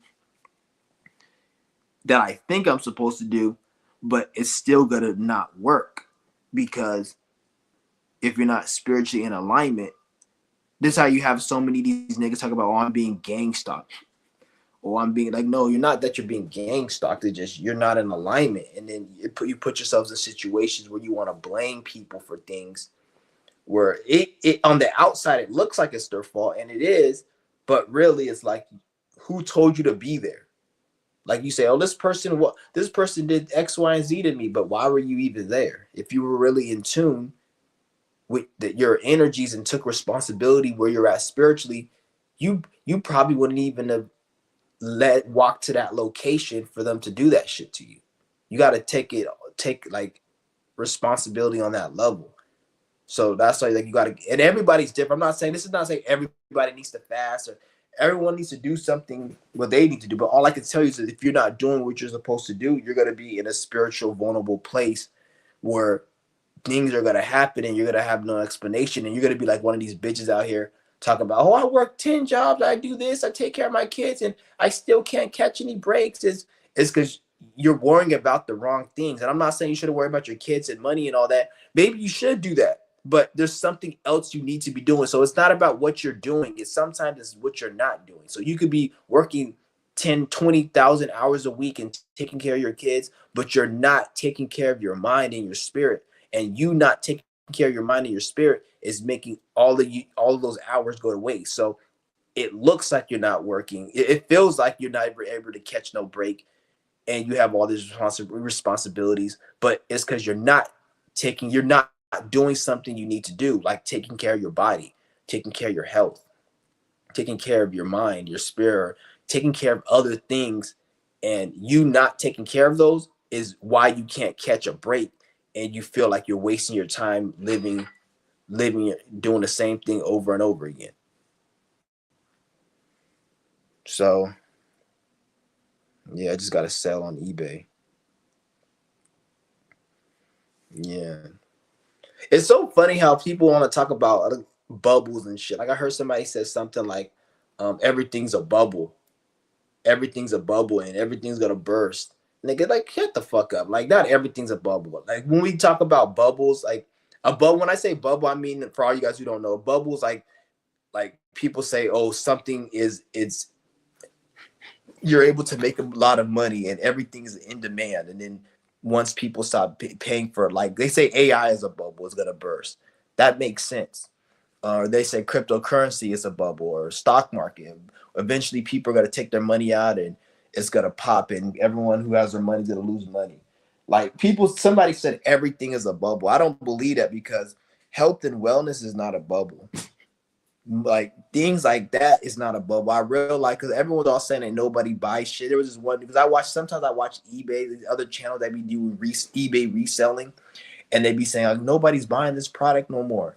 Nobody's buying this. But then when I look at the shit people are always buying, is always stuff related to health and wellness. Because I guess that's most of the shit I sell is like stuff with health and wellness, like herbs and shit, and just things that I sell. Like it's just certain things that I sell. And it's funny because I told my brother about this eBay thing I was doing, and he has his own way he does it, where he goes to certain recycling centers and he gets like computers and shit, and he's making a lot of money doing it. And I told him to do it. He wasn't even doing this a year ago, and I told him to do it. Now he just called me the other day saying it. So it's funny how like that is able to help him. And and it's funny because like everything I be telling him, he be doing like, and it will work for him. He's like older than me too, so I'll be telling him, he'd be like, oh, I remember you told me a lot of shit back in 2020 about health and stuff. He said he'd be doing it. And like, so it's funny how like I'd be telling them things and it'd be working for him. But then sometimes he'd be getting like, because I don't know, like he very argumentative and shit. Cause like, so sometimes he'd be telling me like, oh, you know what the fuck you talking about? Like, all right, whatever. And at that point, I just like let my own actions do the talking. So I don't even really argue anything, but like, oh, yeah, what I was saying about the health thing, right? I noticed like when it comes to health and wellness, like that people will always find money, because you got to look at it like this. And they even tell you this in school, and the system tells you this. Go to school for what? Be a doctor or a lawyer. Why the fuck did you need to be a doctor or a lawyer? Because people are willing to go in debt and spend their life savings on what? Their health and their freedom. What do you do when you go to jail? You get bonded out. People will spend tens of thousands of dollars to get bonded out so they don't have to wait in jail till their court date. People also spend tens of thousands on getting into debt so they for their medical bill. So this is what I tell you to go to jail for, go to school for being a lawyer or a doctor. Number one, because those are the things people will always have money for, is health and their freedom. And freedom really is health if you think about it. So I know like when I'm like the wellness products I sell or certain things, it's always a demand for it. It's never not a demand. But when I sell stuff that isn't related to health, sometimes there'll be a demand. And like lately, not many people buy certain things But when it comes to like health and wellness, people always, because you got to understand, most people in America are very sick and ill. Like that, like they even say like a like 1 out of 3 people are gonna like have a like damn near like 98% of people in the in general, not just in America, especially America, are gonna have like some type of like disease. Like most, like if you're watching this video, most likely the way you're not gonna be here no more is you're gonna have a disease, and that's just not that scary anymore. But like it's kind of normal in a way because the lifestyle that they have everybody living, it's like everything's like a like it's like a sacrificial ritual. The way the food they have you eating and the technology, all of that. So when I selling things like people be like buying shit like whether it be liver cleanses, prostate shit, stuff for your like especially old people. Like health and wellness is a very lucrative business because you gotta look at it. Even like makeup, like wrinkles. A lot of old white women, because white people they really have a lot of wrinkles and they age really like they age really like they have an accelerated aging rate than other races, white people. So a lot of white people in people, old people in general, they get wrinkles. So when it comes to like health, wellness stuff for the body, that will always be in demand. Look at it like this: you got a bunch of Gen Z and people my age right now. In the next 20 years, when a lot of these females they start getting wrinkles, they're gonna start buying a lot of these anti-wrinkle serums. So if you know how to make a herbal remedy that can get rid of wrinkles, you're in the game. You can make a living off that. And I'm starting to realize that like if you can make a herb that can get rid of wrinkles or a herb that can lower inflammation of prostate or liver, because most what I'm realizing from one of my eBay sales is a lot of people have health issues. Like a lot of like damn near everyone has a health issue. A lot of people don't talk about it because they don't want to put their business, but it's like it's normal. Like but they don't, it's not really talked, it's talked about but it's not, because nobody wants to put their business. But people go through issues, and then when people go through issues they go on the internet, they search for stuff, and then they go on Google, look for herbs, and then they go and they buy and purchase these herbs. So I'm realized like health and wellness, like that's a lucrative business that will never go out of business. And the only way it will is if people get healthy. But what are the odds of that in America? Average person is they're addicted to eating their snacks and their cake and shit. They're not gonna like, so it's hard to get, it's something that is hard for people to get healthy, but once the pain and the discomfort and the fear of getting ill sets in, then that's when people will start getting doing research. So this is why I say like that's a health and wellness is a, it's like something that will always be in demand. And that's what they tell you to go to school for, being a lawyer or a doctor. If you look at all the economic times in life where the economy's bad, you never see no shortage of no doctors and shit. Like you never see the pay rate of doctors and nurses actually gone up. If you look at it, like if you look at it, like it's not like they're not getting business. But then you'll see other places like they'll shut down restaurants, they'll shut down certain retail stores, they'll shut down different places, but you don't see them shutting down any like places having to do with health and shit, because that's something that's it's in demand.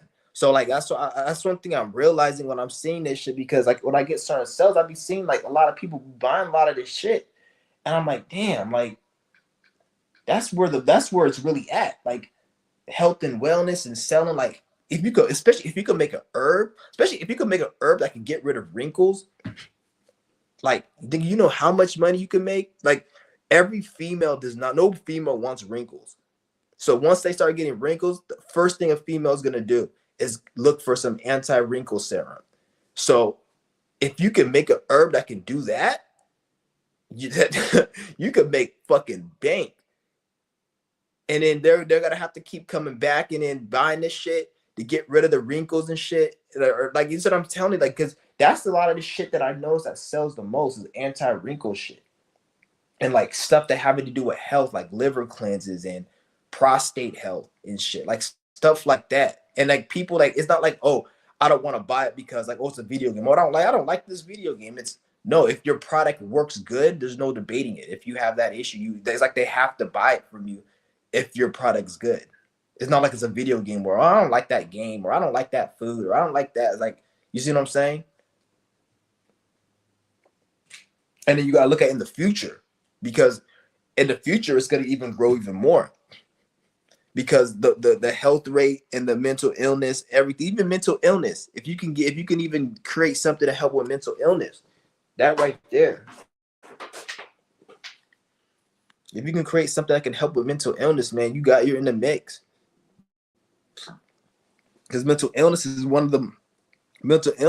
a big thing that a lot of people are struggling with.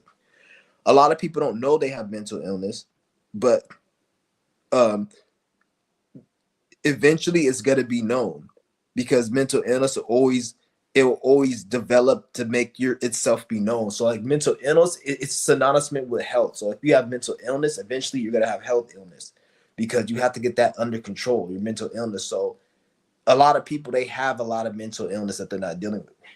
Look at anyone who's into politics. Like I was saying in the beginning of my video, anybody into politics, they're mentally ill. Like there's no way. It's not like only 99% of them. No, everyone in the politics is mentally ill, because in this day and age, it's one thing if you want to say back in the 60s, the 70s, the 80s, you could talk about politics, or because at that point, even though politics has always been bullshit, back then, politics back then, it I don't want to say it ever had an impact, because it didn't, but comparing it to now, back then, I would say it seemed like it had more of an impact compared to now. At this point right now, if you're into politics, it's because it's more so because of you have a bias. Like, oh, I'm a black person and I hate white people, so I'm gonna be against Trump, or I'm a racist bigot and I'm only for Trump. Like, I don't even know Trump isn't doing shit for me. The fact that Trump is getting rid of these fucking beaners and putting them over the border, that's why I like Trump. It's not because he's making anything better. It's because he's exercising bigotry, racism, and even then, when you look at the reason why these white people are doing it is not even the same reason the regular white person thinks it is. Like the reason they're doing this immigration shit, the average white person will be like, get rid of these beaners. This is America, patriot, and that's not why they're doing it. They're doing this so they can line their pockets. They doing this for their own benefit. Because if that wasn't the case, then why the fuck? They're the ones who brought it in. Like when these racist white people were complaining about Mexicans being in this country and them not enforcing immigration, when this shit was happening years ago, nobody was saying, why are white people letting Mexicans in the country? But now that since they're getting rid of Mexicans, they want to talk about how, well, we're getting our country back. No, bitch, they brought them in here for a reason, and the reason is no longer necessary. So I'm guessing, hence why they're getting rid of them. Because why would they even bring it here to begin with? If you see what I'm saying. So it's like the reason why they're even doing a lot of this shit isn't the reason why these average white crackers down the street think that they're doing it. But they'll sit there and think, oh, it's because we're getting our country back. It's like, no, motherfucker, like you just want to use this as a way to exercise your racism and your mental illness. So you cannot be into politics nowadays without being mentally ill. You can't. It's impossible.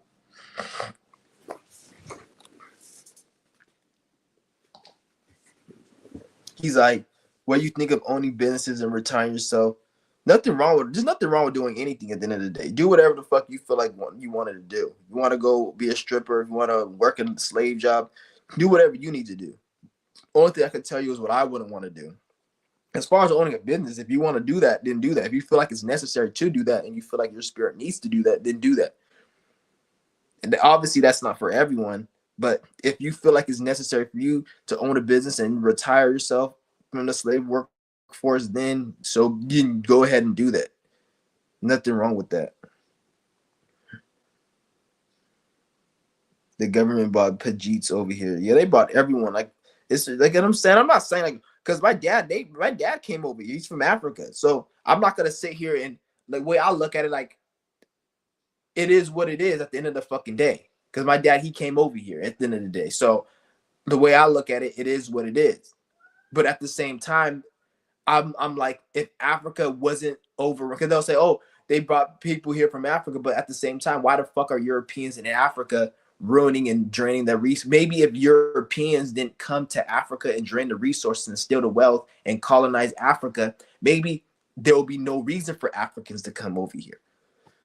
So you can't complain about Africans coming over here, whereas you got Europeans literally in Africa stealing their resources and colonizing the world. So I look at it like maybe if they didn't do that to what they did to Africa, because all the shit you niggas use in America come from Africa. They make it in China. They steal the resources from Africa. They put it together in China and all these other countries, and then they sell it to the U.S. So Africa is a lot of like the average American, their daily products from their oven, their stove, their TV, their computer, those resources come from the jury. That shit comes from Africa. So anybody talking shit about Africa is retarded. Because you wouldn't have half the shit you have here if it wasn't. And you niggas don't know how to make shit here. But it is what it is. Like the way I see it, like I see it like if people are like, first of all, nobody should just be able to come to somebody's country and immigrate. That's retarded. That's retarded the way I look at it. But how is the person that shouldn't be here the most telling people that they shouldn't be here? Like the European. I'm not talking about you average white people. I'm talking about the European and government that's making these laws. They shouldn't be here the most, but yet they're telling people to leave. They're the first ones who should leave. There's always a person who needs to leave telling people to leave. I don't get it. I don't get it. Like they're the ones who should leave. Like if you don't like Mexicans being over here, or you don't like fucking immigrants being over, then why don't you go back to your own country and then let the people, the native people or the indigenous people of the land, let them deal with that problem how they see fit. So if they want to get rid of them because it's their land, then they can get rid of them. If they want them here to keep on building, let them be here. That's that I'm saying. Like I don't get it. Like because we're at a time right now. It's like why are they even here? And I saw what goes on in Africa. It's Europe and Arab invaders. Yeah, it's just fucking retarded. And you can't just say just a lot of Africans have a role in it too. That's another thing I forgot to add. Like it's not just the Europes and then like it's a lot of Africans too. There's a lot of like sleaze bag ass Africans who get paid off the detriment of Africans. Like that's the only reason that they're even able to do this, because there's a lot of Africans that's selling out. They would not have been able to do it if it was no Africans helping involved. Look at all these billionaire princes, the prince of fucking Nigeria, all these billionaires in Africa and Nigeria, all these countries. Like, these people are like they're part of the problem.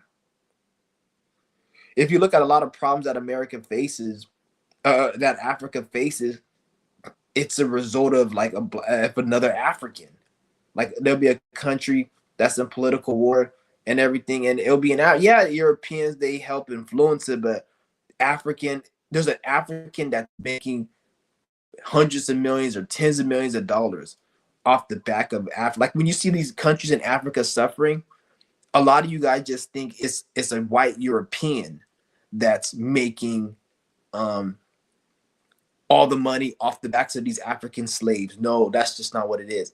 There's white Europeans making money, but if you do your research, if you go to these poor countries in Africa where they're starving, the reason a lot of these countries are starving, there's a black African or a group of Africans that are getting paid and getting profit at the detriment of those African kids starving. They want you to think it's just the European, it's just a white person. They're getting rich off the poor people in Africa. No, like if you look at the situation, because the situation is due to political war, and they do a lot of shit goes on, and the money gets transferred, and the money that's supposed to be used to make people eat, it doesn't go to where it needs to go, and then a lot of Africans that look like have dark skin that are African, they're rich and they're living good. That's why you have these fucking nice big ass fucking these billionaire princes in Africa living at large and shit, and it's at the cost of the money of the people, and they don't care. And I'm not to say there ain't no European that's involved in it. There is, obviously, but you guys got to look at it from that perspective.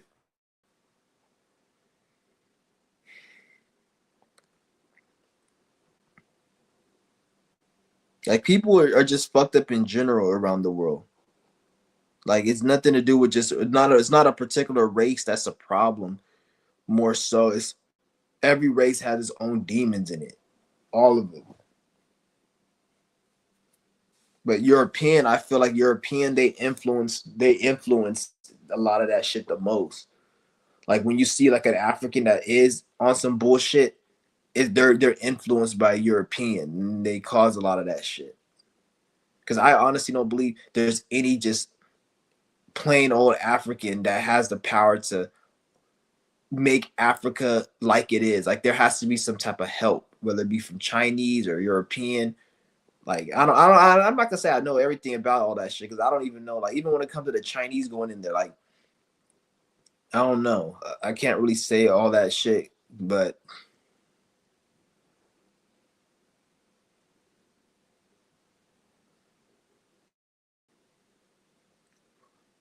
because when I look at it, because when you look at it, like the Chinese, they come into Africa, but it seems like they're actually giving Africans more of an opportunity. Like the Europeans don't do shit when it comes to Africa at all. They don't do shit but just tell them what to do. Like you see what I'm saying?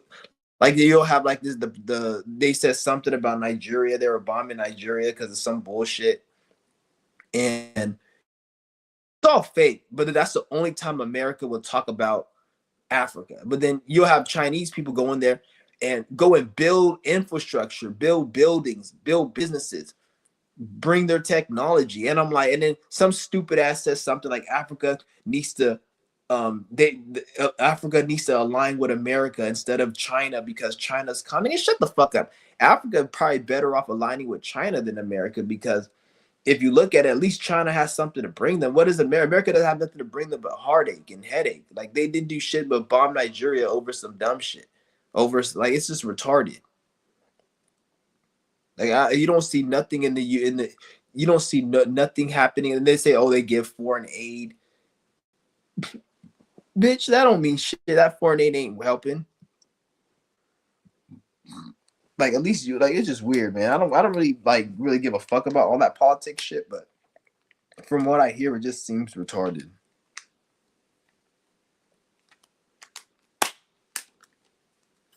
And I don't even think that foreign aid is they even give these countries foreign aid like that. To be honest, like they probably do, but I don't think it's like that foreign aid probably goes to people's pockets. I don't even think it goes. So I don't ever donate to no charity.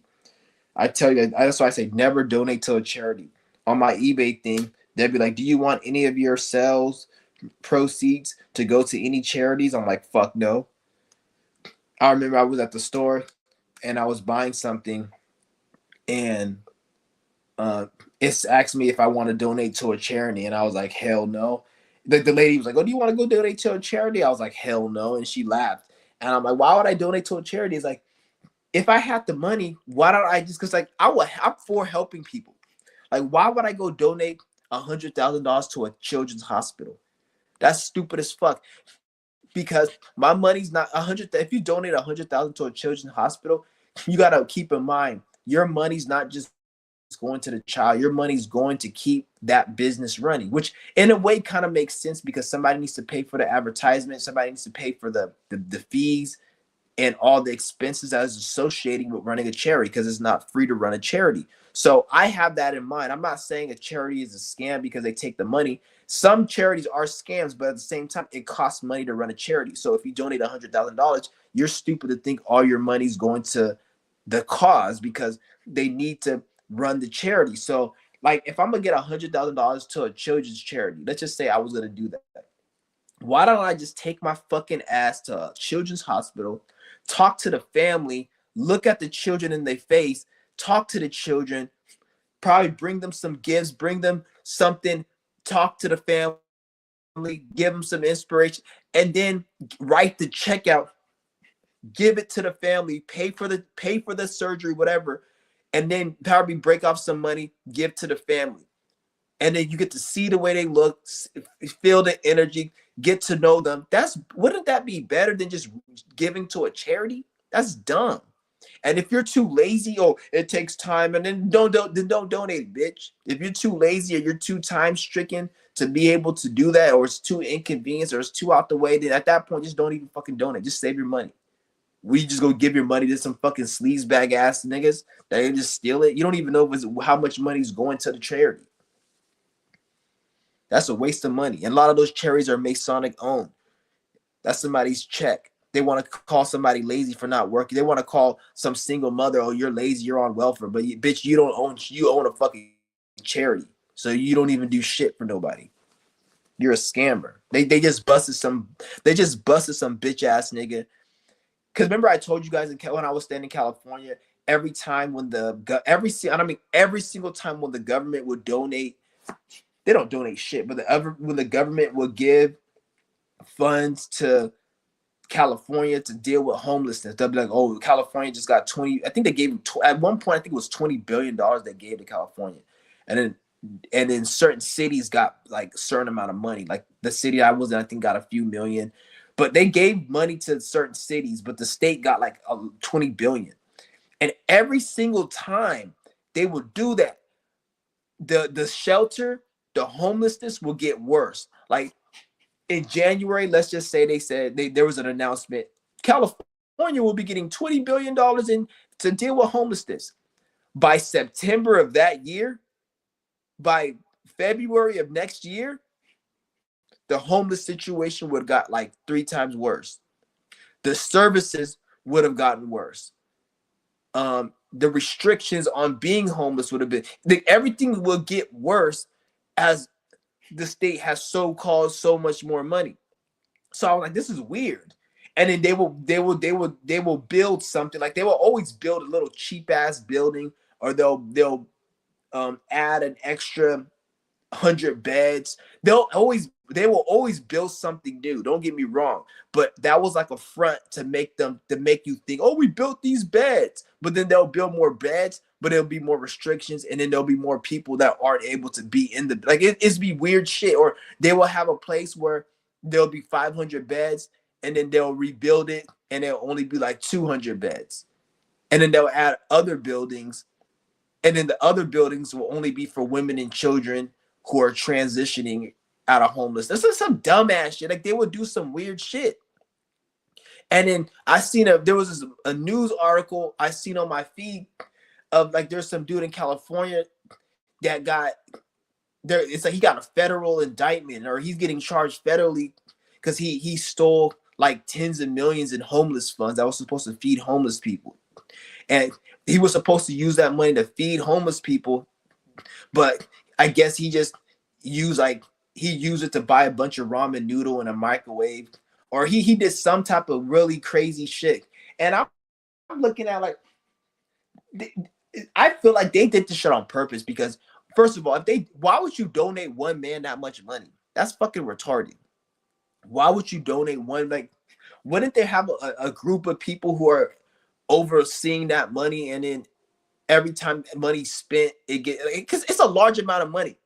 It's not no small amount. Like it's millions of dollars, and then they let one man have it. And I'm looking at it like this is probably a scam. Like they probably gave that nigga like 20 million, and then that nigga probably paid like half of that or a few million to like somebody who's higher up than him, and then they ended up processing him and taking all his money. Like they just use him as a front. Like they have to be.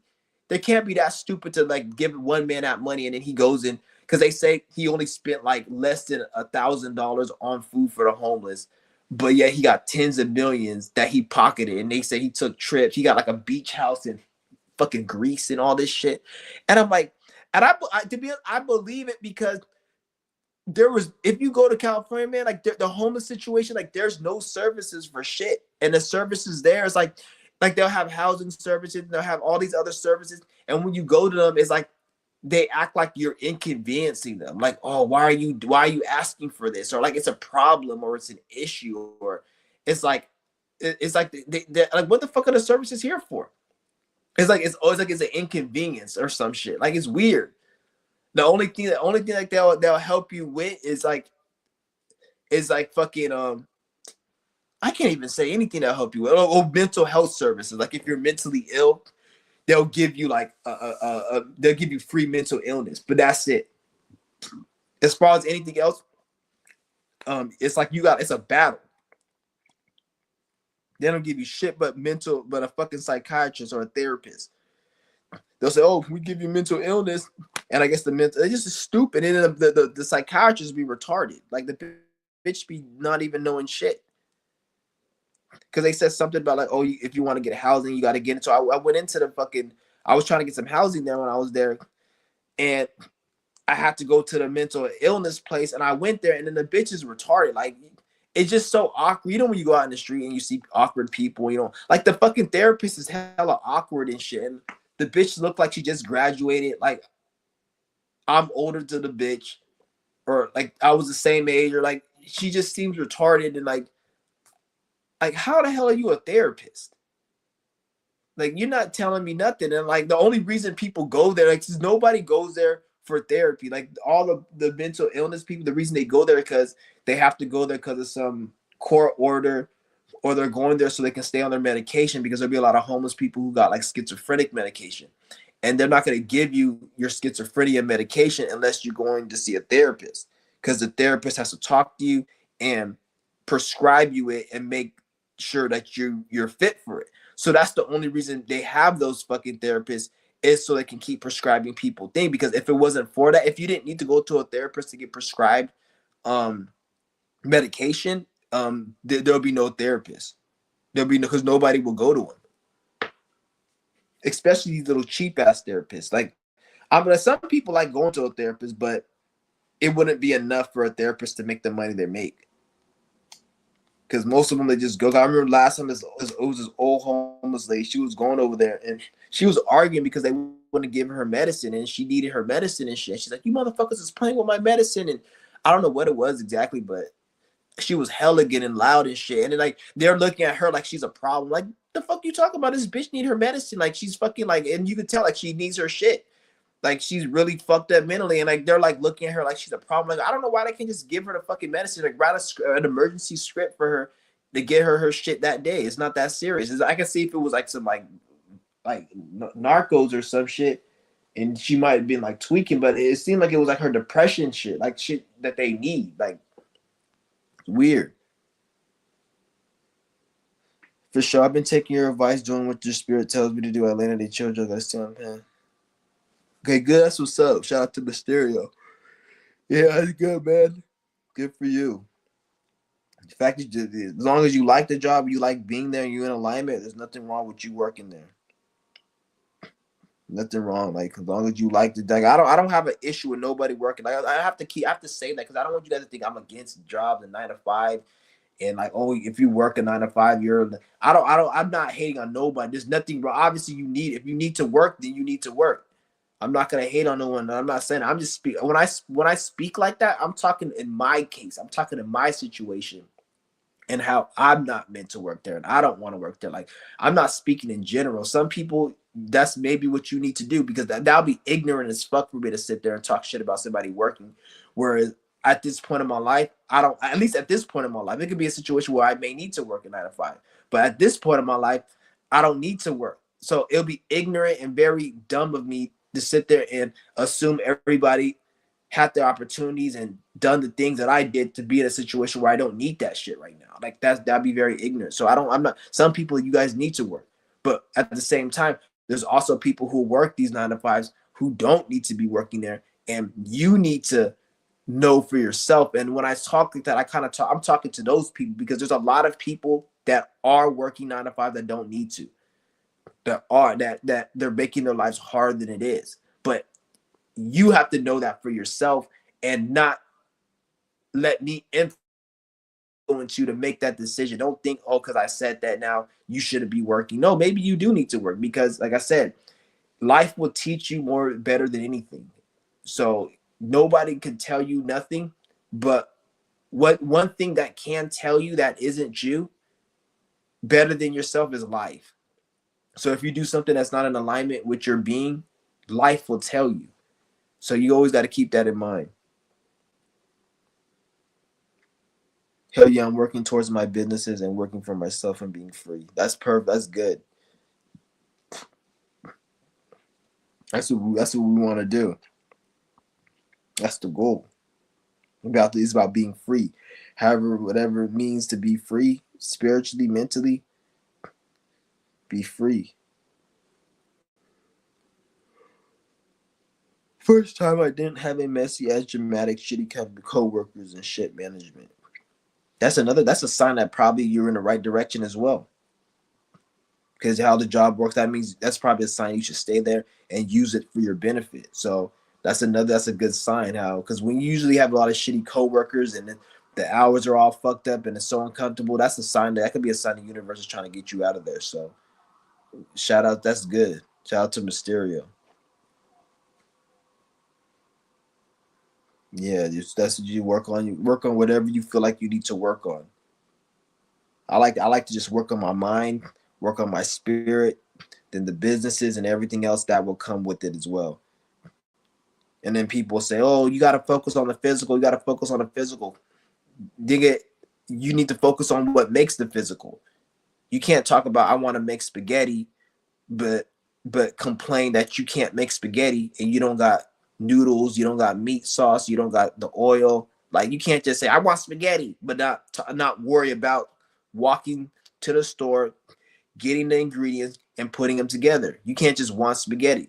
People talk about you got to focus on the physical. You got to focus what makes the physical, the spirit and the mind. So you can't just say I want to just have a physical and not work on what makes it, which is the spirit and the mind.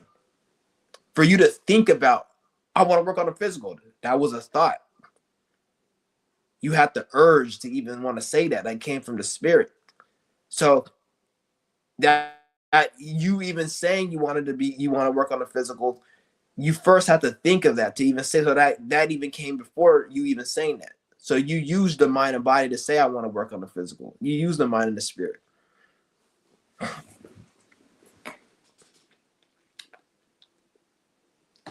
Because once, because when I say stuff like this, people be getting all, people be thinking like, oh, it's all spiritual with you, it's all spirit. No, it's because for you, if you see somebody that's working hard or trying hard physically, this is somebody who's lost. Because if you got your mind and spirit right, then you'll be doing physical shit, and it won't feel like physical shit because the physical shit you're doing will feel like water. It'll feel like you're flowing through water instead of mud. Once you feel like something is so hard physically, 9 times out of 10, that means that you're making something work. You're trying harder than you need to. Once you get your mind and your spirit right, all the physical shit doesn't even feel like it's physical. It feels easy. It's like flowing. It's like we're moving through water. Somebody just entered. Was good with it. Oh, what's good, man? You can hear me? What's good, man? I just Yeah, I'm not gonna be on here long. I just felt like I need to say something because like I've been stuff is weird, but I feel like it's like a thing where I couldn't put my finger on how to describe it. It's like you know how a person could play a video game, right? Like nothing crazy. They just playing a video game or they just doing some external shit, and there's like a bit of a dopamine boost that they get from it or a dopamine hit. It's like you can't really get external dopamine no more. Like it's not even just the validation or any of that. Like it can't really like make you feel alive. It can't hit. Everything feels mad drawn inward. And it kind of stays there. Do you know what I'm saying? you're saying you can't, like, when you participate in external things, video games being one of them, you don't have the Yeah, same. like there's no juice to it no more. And anytime you try to like give it juice, it's like you feel like you're like draining yourself. It's weird. Like I'm gonna keep it There, real. Like you know what it is? There is juice to it. You just have to, you have to tell. I remember in my last video I was talking about how everyone who's saying life is boring and dry and there's nothing is nothing to do, because the video game is still a video game. Nothing changed about Yeah. video games. It's still the same video game. So when that's happening, it's nothing to do with the game or whatever. It's something to do with you, because you can't say everybody's feeling that. Even though a lot of people are feeling that, it's not because of the game or the movie. The game and the movie is always there. The way you were feeling when you experienced the game and the movie 10 years ago, that's still there. What's going on is whatever you're going through right now pertaining to you, because when at the end of the day, there's people out here who suffer from video game addictions on a daily Oh basis. shit. Didn't you Yeah. see that they have Roblox has a settlement where if your kid got addicted, Yo, even that grown shit was adults. crazy. I did not think that was real. I thought that was a joke. No, it's a settlement, because the way they make these games, like, it's a lot of people have addictions to games. A lot of people, it's like somebody who's addicted to fentanyl. A lot of you think, like, I would never do fentanyl. I can't do that shit. Like, fuck that. But there's people addicted to it. So obviously, like, it's nothing wrong with, and I don't want to say addiction because that's kind of going overboard with it. But at the end of the day, It's not necessarily that's the something to do with, external thing. Like it's something different about it. yeah, there's nothing wrong with the external thing. It's something to do with you internally, because if you, first of all, it's different levels to it. Like, it could be a situation where maybe your spirit doesn't want to entertain that no more. But I look at it like, when I'm in, this is why when I talk about my fasted state, because when I'm in an extended fasted state, I notice that same feeling with things hitting, it hits more. When I'm not in a fasted state, or I don't even want to connect it to fasted state, because like every time I get off of fast, there's a certain level of healing that I undergo, that when I come back from the fast, I have it permanently with me. Like 10, like I said, 3 years ago, I noticed when I did things, I had that same feeling as you when I did things like 3-4 years ago. But now, since I've been doing my yoga, my fasting for all these years, I noticed that feeling is not there with me like that no more. Like, I do get hit from certain things, and it's all because of the internal. Like I said, you got to get your energy right. You got to focus on the priorities of things in life, and once you get that right, then, like, that's why I said practice yoga, fasting, keep going. When you get your energy centers right, you remove all the trauma, the blockages, you have more energy to flow within your nervous system. So therefore, external things, because what do external things do? External things, they influence the nervous system. In order for you to be observant and perceive and feel external things, your nervous system has to be a certain way. So if you have a damaged nervous system and you have trauma in your nervous system, when I call you a bitch, it's gonna feel, and it's gonna hit you differently than if you didn't have trauma in your system and I called you a bitch. That's a fact. Not that it won't, That's a fact. not that it won't get you upset, either or, but the trauma that you haven't dealt with, this is what a trigger is. You have trauma stuck in the nervous system that you haven't processed. Somebody says something and it plays on the processed trauma. Once you it plays on the pent up trauma. Once you release all that trauma and somebody says something to you, it's not going to trigger you, because there's nothing that's in you already that's going to be agitating what's being said to you. So you're not going to get triggered. This is what the trick. So it's the same with the like you said, things don't hit externally no more. It's something to do with your own inner nervous system, right? Because even if you want to say you don't like video games because you outgrow it, there should be something else that hits the same way, if not more, than video game that you can go to in your life and do right now. Yeah, and but if there's completely nothing, then that means it's something internally going on with you. Not to say you have to like video games, but there should be something to replace it, where that same hit feeling you used to get with video games is with something else you like doing. And if you don't see nothing in life where it's like, oh, nothing makes me hit no more, then that's something internally that you got to go on with. But at the same time, yeah, you gonna say something? No, yeah, you know what? Because like I feel like I got some extreme grief type shit, like disappointment, like I don't know, depression shit, but like it feels like grief. And then I don't know if this has something to do with it, but like I'm having my Mars return like tomorrow. Is weird because my shit is in Aquarius at 2 degrees, but it's like Like you see how every time I come on live and we were talking shit and I smoke black mods, like the other day or some shit, I didn't really want to, like, I don't really want to smoke the shit at all no more. Like, I really don't. And I realized, and then I tried to take another hit this morning and it's like, I don't like it no more.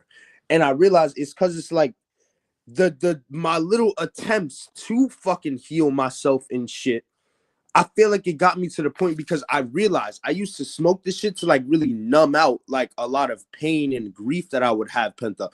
But like I would also, because like I would numb it out, I would still try to look at it, like examine the pain. But I think it came to the point where like it's like I'm not being dishonest enough with myself to sit here and do the shit like I actually give a fuck about it. Like I don't need it no more. Like Yeah.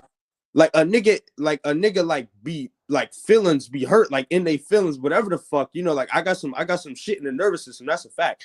But I feel like it's not to the extent no more that I even fucking need the black and milds and shit. And it's like it's making me realize it's like damn, like it's weird though, because you don't know you're not being yourself until like you kind of look at yourself or some shit.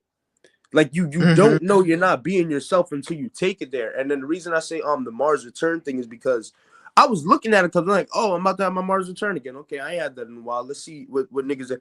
I'm looking at like people's what they say like happens during it. It was a guy, he was like, it's not really different about your Mars return compared to like some other return or whatever. It's not that it has to bring some extreme event in your life. You always deal with whatever frustrations Mars already gives you just from you having a Mars placement. But when the return comes around, it's like a time where you usually come up with like a different way of dealing with these things, or maybe like a healthy way of dealing with these things. And I'm like, the fuck is he talking about? Because it's like my life, I'm kind of like I done fixed my shit up enough. Your Mars is in Aquarius? Yeah, at 2 degrees. Yeah, mine's is in Aquarius as well. Wow! Yeah, it's in Aquarius as well. That's crazy. It's not at 2 degrees, but it's at, I have to go look again, but it's at my Mars, my Venus, and Saturn is all in Aquarius. So oh, now you're wilding. That's wild. You're wild. That's and it's deep. in all in the 6th house too. That's fucking insane. That's crazy. I don't meet other Mars and Aquarius people ever. I never do. Yeah. I don't know why.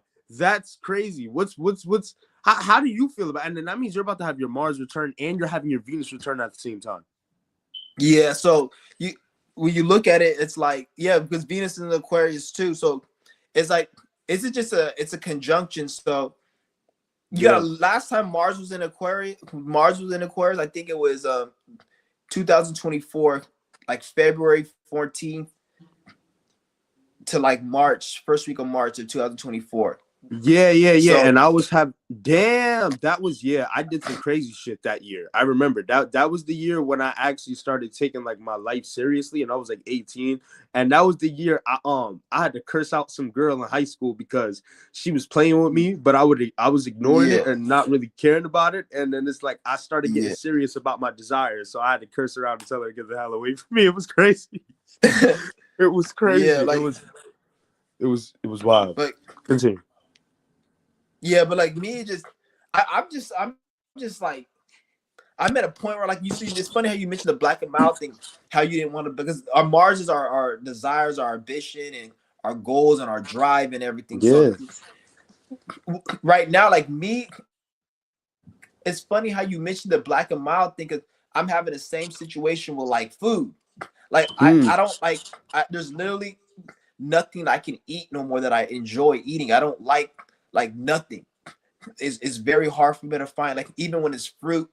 And I feel like this is the spirit telling me that I need to literally like eliminate food from my life, not to say I never to eat again, but I need to go harder, because there's literally, because usually when I go on like on a 10-day fast. You know, when you go on a fast, you end your fast, you just be wanting to eat everything, and food tastes so good. Yeah, it's like insatiable.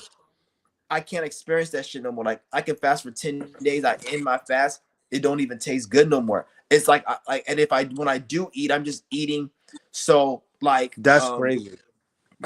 and this shit just started happening like the last couple weeks. And it's like I can't like literally because I cooked some chicken and beans, which is like was the only with the few things I was able to really eat and enjoy.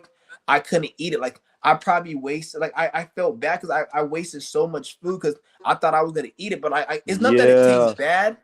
It's just I just can't enjoy it and I don't want it. And I'll cook something like there'll be times I'll be hungry but then I'll eat, but it doesn't satisfy me. Like I don't want it. And what it is that it's a mental thing. And this is like a mental thing that I'm trying to go through because when I want to eat, it's not that I want to eat. It's just I'm addicted to the feelings that I used to have that I can't have. So like 2 years ago when I used to be Yeah. hungry, I used to be able to eat.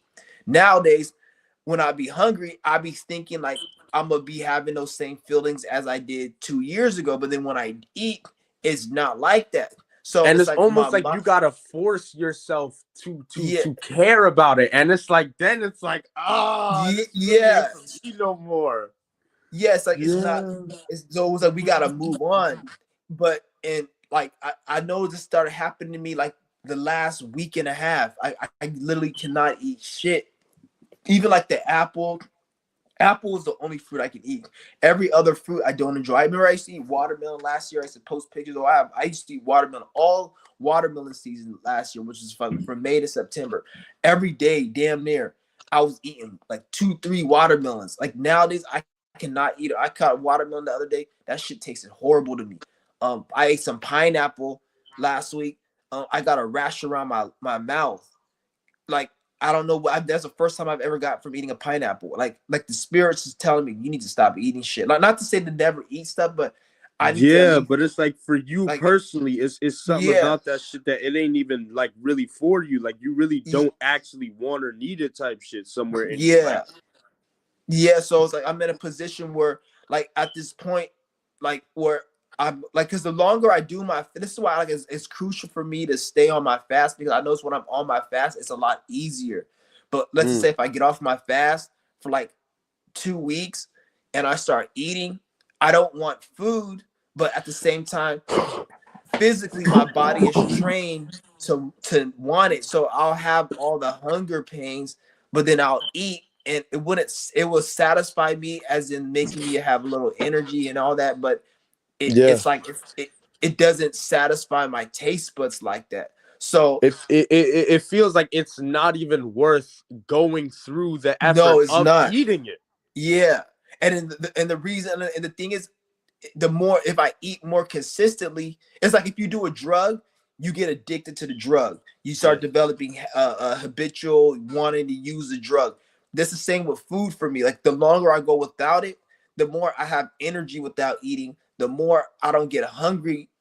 The longer I can go 10 days, 15 days and not get hungry, I have more energy. But if I could go back to eating, then I will have. If I let's just say I eat for like 2 weeks straight every day when I go back to fasting, I won't have any energy like on day 3. But if I go like 2 weeks without eating and I just start doing my fast consistently, then I can fast for like 7 days and have energy. So I have to be careful to not put myself in a position where my body needs food, but my mind doesn't want it because that'd be a hard position Cause because yeah, bro. Cause bro, that agonizing feel when it's like it feels like your mind don't give a fuck about some shit, but your body or like something, like like something about the flesh is still mm-hmm, trying to get with it. It's a little aggravating because it's like yeah, your mind is like, please shut the fuck up. And it's like you don't want to sit here and feel uncomfortable like that. Anyway, it's the most agonizing feeling, low key. I think it's the most irritating thing. Like, yeah, and it gets you angry and upset. But that's why you have to, because that feeling will dissipate. You just have to be patient and because yeah. remember I said in my last video, you have to go through pain in life to be successful. Like a lot of that, every time you feel that type of pain in the body and the mind, and you feel that, that's like look at that like a initiation or a test. You know how they jump you in a gang or they make you do something you don't want to do. Yeah, It's like yeah, a you gotta look at it like because eventually that because the way life works is you got to go through certain things that are uncomfortable. But when you go Yeah. through it for a certain period of time and you go through that hell, eventually the spirit will do some type of magic, witchcraft, whatever you want to call it, where Yeah, some crazy voodoo. the pain won't be there no more. Type ass. Yeah, it won't be there no more. Like eventually, like you said about the black and mild, you took a hit, but you didn't want it, but your body want. Just keep going, keep not taking a hit, and eventually you're gonna wake up and your body just gonna feel bad. Like you gotta look at it like that. Like Yeah. magically, your body, even people who are breatharian who don't eat no more, it's nothing to do with them breathing a lot or fasting a lot or them doing this or them being trained, or it's they followed their spirit's advice, and then one day they woke up and they just weren't hungry no more. Like that's how life is. Like Yeah, one day, and you know what I one day, realized is if you keep sacrificing your life, or keep sacrificing what you want to do, one day you wake up, you're not gonna have a craving for black and miles, and that's the spirit putting you there. Just like breatharians, when they don't eat, is because the spirit made them not hungry because they passed the test. It's nothing to do with you having to do anything other than what the spirit tells you to do. The spirit will work with you if you work with it. So you have to look at it like that. Things just happen magically once you're in alignment. yeah, because and it's crazy that you know, like you made a video one time, right? And it was some shit like this. This was a long time ago. This might have been months ago. You made a video one time, and it was some shit like wanting anything besides to just be yourself is like retarded. It's dumb, and it's like I didn't really understand it from like context because it was like I don't know what you mean, but like I do like being myself, but I don't know, but like I was intrigued. Like I don't know, my spirit was intrigued. It's something that like Yeah. when you put up your videos, I just be attracted. I want to watch it. I'm like, you know, and I never understood, but I realized, bro, you don't really real like certain things. I guess it's like the difference between like Mercury or knowing something or being aware of something and actually experiencing it. You know, it's like you could not understand, or you could say, yeah, like having shit, wanting too much shit is like dumb. But like when you actually go through some of the shit like that maybe people like me and you have been through, you realize like you don't know that you don't give a fuck about some shit or that you're a whole nother person until you just let certain shit go. Like I'm gonna be honest, like even down to I had a job a little while ago, right? I lost the job. I did everything I could, not overly, like I wasn't even kissing the boss ass or anything like that. No, I did everything that I could in my power in general to Mm-hmm. keep the job. And even as I'm in the job, like I'd be chilling, I'd be doing the right thing, all that, right? And I wouldn't forget about, you know, some of the stuff that I have been through that have put me in certain situations. Like I'm not looking to really make friends with nobody. I'm not even looking to fuck none of the chicks or none of that shit. I'm kind of just chilling. Mm-hmm. Yeah. And even as I'm chilling, I would have this feeling come over me, and it's just like spirit gonna take this job from me. Spirit don't want Yeah. me to be here. I could Yeah. tell right now. He did it. It's not about to. It's not. And mark my words, it would keep happening. I would try to leave work. I would try to leave my crib 2.5 hours early. It would manifest so perfectly to where I could not get the satisfaction of getting there on time. See what I'm saying? It wouldn't be like a thing where it's like, oh, I get there 2 hours. No, it would be so perfect because it's like what I want is to get there on time and be there to 10, 20 minutes Yeah. and chill out and shit and just feel a vibe. Like I don't know, like very some Matrix shit. Yeah. I was trying to like enjoy some because I have a job in a little bit. I just want to, and it's like sometimes you just don't peep shit until spirit gotta show you what you gotta fucking peep. Like you don't see nothing wrong with it, especially if you've been through certain shit and now you don't really put yourself in negative situations anymore. So, but just because you don't put yourself in negative situations because you're like not being slow or some shit, that don't mean you're in alignment with some other shit. Like that don't mean you're supposed to be like you see what I'm saying? Like nah. Yeah. So it's like I would be there and it manifests so perfectly to where I get there and I'm rushing to get there and the shit is exhausting. It would manifest to where it was so deep, right? I'd have a motherfucker at the job arguing with me and customers coming over, like my coworker or whatever, and customers coming over trying to argue with this nigga and making a whole fucking scene. I'd be there with my own mother, and my own mother would not stop trying to beef with me at the shit. And here's how I knew it was a spiritual thing, because I wasn't doing nothing at all to even warrant these reactions or Yeah. interactions or any of that shit. It, So I knew. that's your sign you want to get out of it. This is where when I tell you don't want to work hard. I'm not saying you don't want to work hard in life.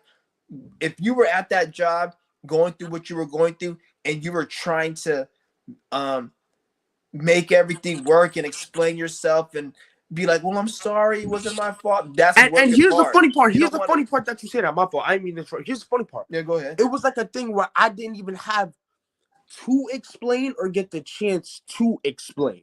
It was like almost a thing where I just felt like everything receding. Like, I don't know how to explain it. Like, shit was just receding, and it's almost like it was fucking dissolving or some shit. And I'm like, bro, I'm not gonna be able to stay here because I'm not gonna people please for this shit, and I'm not gonna try to explain myself or go too hard. Yeah. And the fact that I'm not really trying to get too much out of my skin to do that shit, and circumstances, situations are playing out perfectly for me to be exhausted and then therefore not even want to be here. And then eventually I got fired because of some shit my mother did.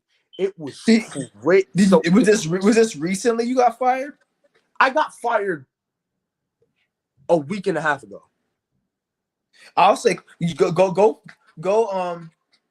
file for unemployment, because if you go to the unemployment office, Yeah, and fill out a I've been form, trying. I've been them calling let them them niggas, but tell they you ain't been no. answering the phone. Shit deep.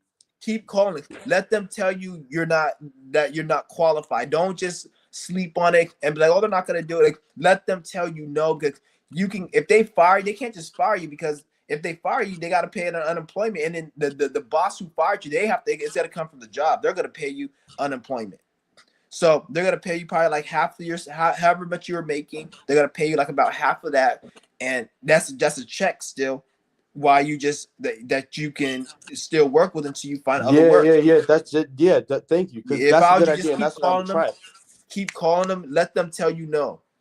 And that's what I meant to tell you. I was trying to tie it all back to the main reason I wanted to keep that job so bad is because I do this. All right, I've been doing this teeter tottering for like a good couple of years in my mind about you said something just now on this video. You said some shit like relationships can't really work these days, or at least I don't know about people that have been married for years or some shit like that. I don't know what they're going through, but I just came out. A lot of them be arguing every day. They just the reason they don't want to. Yeah, that too. Yeah, that shit is crazy. I'll be watching because they can't they can't afford a divorce, because the divorce costs money. It costs like $700 or something yeah, just to file a divorce. Yeah, yeah, it costs money to file a divorce, and then I think a lot of people motherfuckers just be riding it out with each other at this point. Yeah, they don't want to lose a house, the mortgage, because they're probably split in half on the mortgage, and they got payments, car payments, they split in half on. Then it costs money to follow. You gotta you was too entrenched in this material world. Yeah, it costs money to file the divorce is like $800 just to file with the lawyer, and then you gotta get the lawyer fees and shit. And you know, this motherfucker probably ain't shit. They probably gonna try to jip you out for everything. It's not gonna be no compromise. It's not gonna be no sharing. This not working. Nah, they really trying to. It's a fool. So you about to just be like, fuck it. We just gonna cop out. We just go. You know, it's like fuck it. And it's like, a lot of people just trying to make it work, and they argue every fucking day. I was in a Kroger's the other day, right? And I like when I see most, I know this is mainly with white women or white couples. Like I noticed, like majority of white people that are dating, like white man, white woman, it always like the relationship looks so like strained. Like the female looks so naggy and bitchy and complaining and like always has a bitch face, and then the husband, you can tell the husband's kind of burnt out, like he finished, like he just waiting to die. Yeah, like you could just tell, like she just has like, why are you so upset, bitch? Like I don't understand how a lot of these white men, they put up with this shit for some reason. Like it's weird. Like I noticed that. Like I Like they see don't this. even give a fuck to think about, wait, do I deserve this or ended? None of them thoughts come to their mind. They just Yeah, you could tell like at the crib she always has something negative to say, like because what this is what because you can't be around a toxic bitch because a toxic bitch has a lot of trauma that she's yet to heal. bro, And yeah, and a then what toxic happened. female, they will take you to a point where you feel like you're not yourself anymore and you don't know what's going on. And by the time you do come back to yourself, you're gonna want to be so far away from the bitch, you're not gonna know how to interact with her to even break up with her. Like the shit is deep. The shit is deep. The shit because like because when this is why you can't be around toxic people in general, because a toxic female, when you're a negative, when you're a negative toxic person, you portray a certain energy, and negative toxic things are bound to happen to you. So yeah. in a female's position, when she's toxic and negative and doesn't know it, negative things happen to her, and when those negative things happen to her, she blames you for it, all the way Yeah. down to the man she's with. If you're so upset and you're so upset about the man and what he's doing, you need to question yourself. Why are you with this man? Go find a man that's not going to make you upset. Why are you always in a bitchy naggy mood? The reason you're in a bitchy naggy mood is because things are happening externally to you. Why are so many things happening to get you so And most upset? of It's the shit because probably ain't got nothing to do with your punk ass mate. Like, yeah, it has nothing to do. It's a projection, and it's about blaming, not taking responsibility. So I have yeah. problems, I have trauma, I have issues that I've yet to address. When anybody tells me I gotta address it, I look at that as an insult. But when negative things happen to me as a result of the trauma I haven't dealt with, I blame it on somebody else. And the only thing she can blame on it is the husband, the kids. She can't blame it on a stranger because they're That gonna probably person go damn near upside her. don't exist. Yeah, and so they have to blame it on who they think it is. It's the husband, it's the kids, it's this, and Yeah, even if like it is, I have a sister and she's 2 years younger than me, but she's extremely programmed. And we've both been through a lot of shit because we got some like programmed ass parents. But like yeah, I think sometimes it just comes down to the individual and people take things in differently. One person just ends up bending this way because of the environment. And in the same environment, another person bends this way. So my sister Connor, she a little bit more programmed. And like she been in this relationship she been in for like maybe going on 2.5 years. And it's like she's constantly attacking this man. Like she's just constantly and this man is here every day. This guy's here every day. Like he's here every day. yeah, He's mine. Like he's here every day. He damn near lives here. Just damn near lives in her room with her. But like they're 18 and yeah, 20. Like it's not even the same as like if they were older and it was actually a rent paying thing. No, he's just over there. Like they're just regular relation. And she's always attacking this man. Like it was like last week. No, it was like what day is it? It's Sunday. It was like yeah. Wednesday. I remember specifically, I was watching a video and somebody was talking about Venus is going over Pluto. They're having a conjunction. I'm like, I mean, I don't feel anything crazy going on. I hear my sister in that same instant screaming in the fucking room. So not to interrupt you with it, you can keep going, but that Venus conjunct Pluto, that's the same reason you were probably going through the situation with that black Amal, because your Yeah, Venus is your love. It's your love, not just yeah. love of relationship, but your desires, your habits, addictions. It's not just with loving a partner. It's with like things you love to do, like smoking, playing video games. That's Venus. And the second Venus went So into yeah, Aquarius, that's when I got yeah, fired. yep.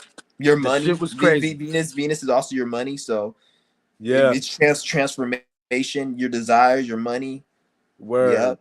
It's like get rid of all that extra shit because Pluto like to burn off extra shit that ain't really don't need to be there like that. Yeah, And it can be anytime you negative. try to hold on to that shit, 9 times out of 10 it be because it's some trauma you got. You holding on to that shit that ain't true. But like if you dump that off, you're not gonna care that Pluto took the thing. It's so fucking crazy. It's Yeah. weird, but it can be hurtful when you go through it. And it's like with my sister. I'm watching the video. I'm like, yeah, transit. I'm going through my own things. I'm going through little shadow work mini stuff, but it wasn't as bad. I don't know why for that instant, right? I hear this bitch start screaming. They start having the craziest argument. She start hurling all types of monstrous demonic insults and shit. I'm just like, what the fuck? I used to think they was trying to attack each other and shit. I stopped going out there and getting involved because I realized that's just a toxic relationship and they not gonna never stop doing that shit. She gets Yeah. insulted by the fact that I question why the fuck there's such hostility going on in the next room. It's Yeah. crazy. It's toxic crazy. This bitch talking about some kill me, kill me. Yo, this shit was Remember that hot, like some time? real Venus Pluto shit. Like I'm like, nah, bitches screaming, kill me. I'm just sitting here in my mind, like, Remember that last time I was on live and I heard somebody yelling on your live stream and I was like, is that bro, a that's person? her, bro. Yes, bro. I was like, is that a person? Yes. There's nobody else, bro. The I whole feel dog animal monster sound, bro. Like, bro, like some shit out of a horror movie, bro. yeah.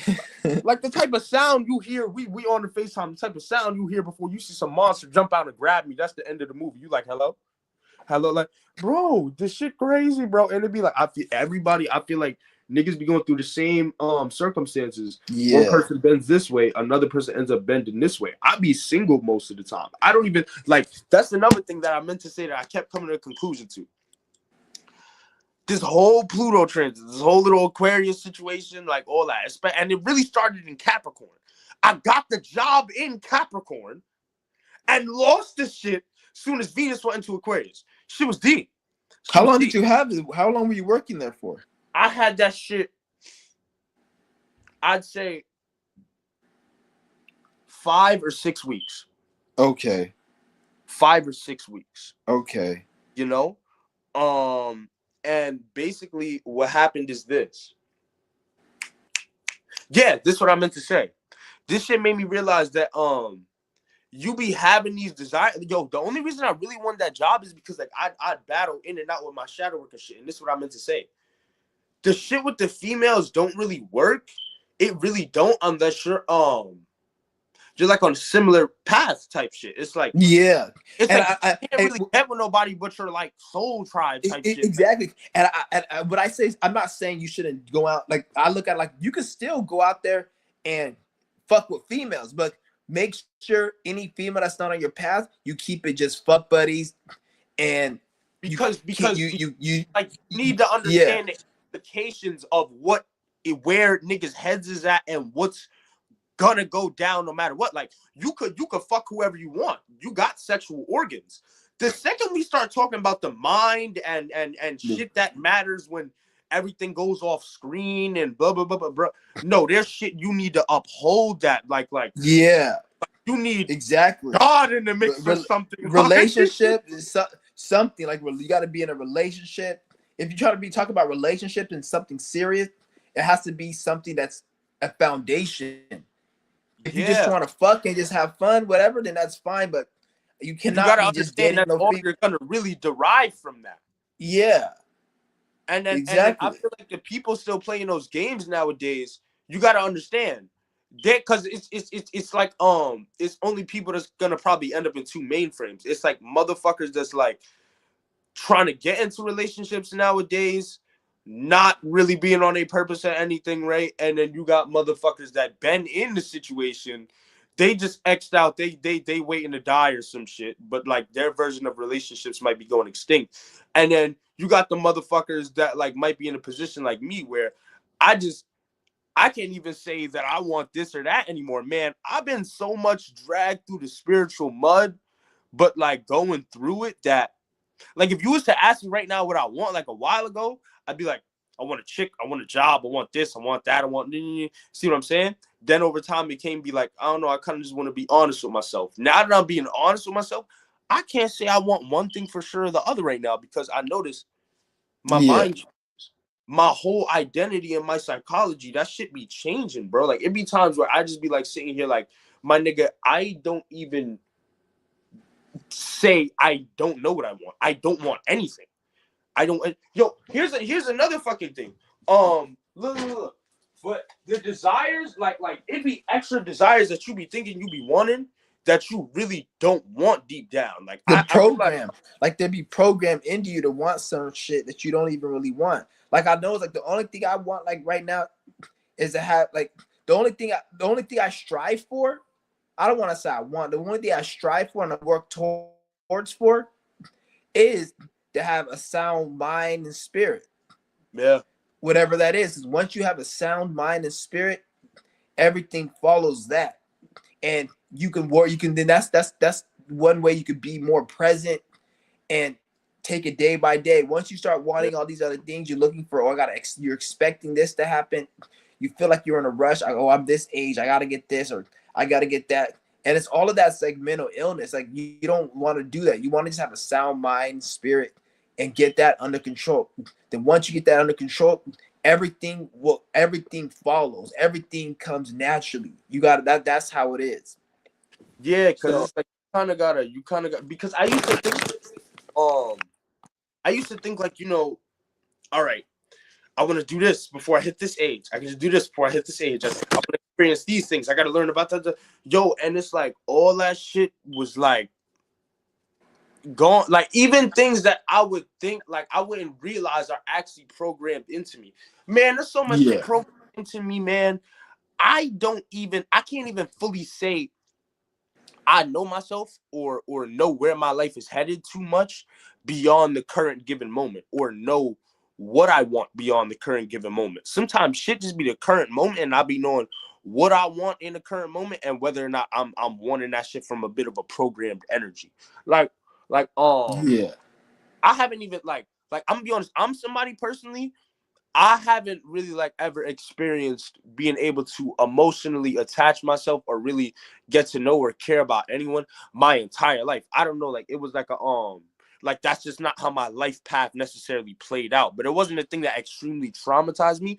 It hurt a little bit, but like to feel like a little isolated. But then it was like I kind of see why it played out like that. Like like I don't hmm like I kind of see how my life kind of went, and it's like from that standpoint, like I've never been even in a relationship with a chick or had a friendship personally where I can say I trust or truly gave a fuck about this person, yeah. or even say that these people are even worth my time. Like when it really comes, I never give a fuck. But the funny part is, there was one human being that I feel like I never had a program interaction with them ever, and it was my best fucking friend, and it was a female, and I never even tried to fuck her or anything.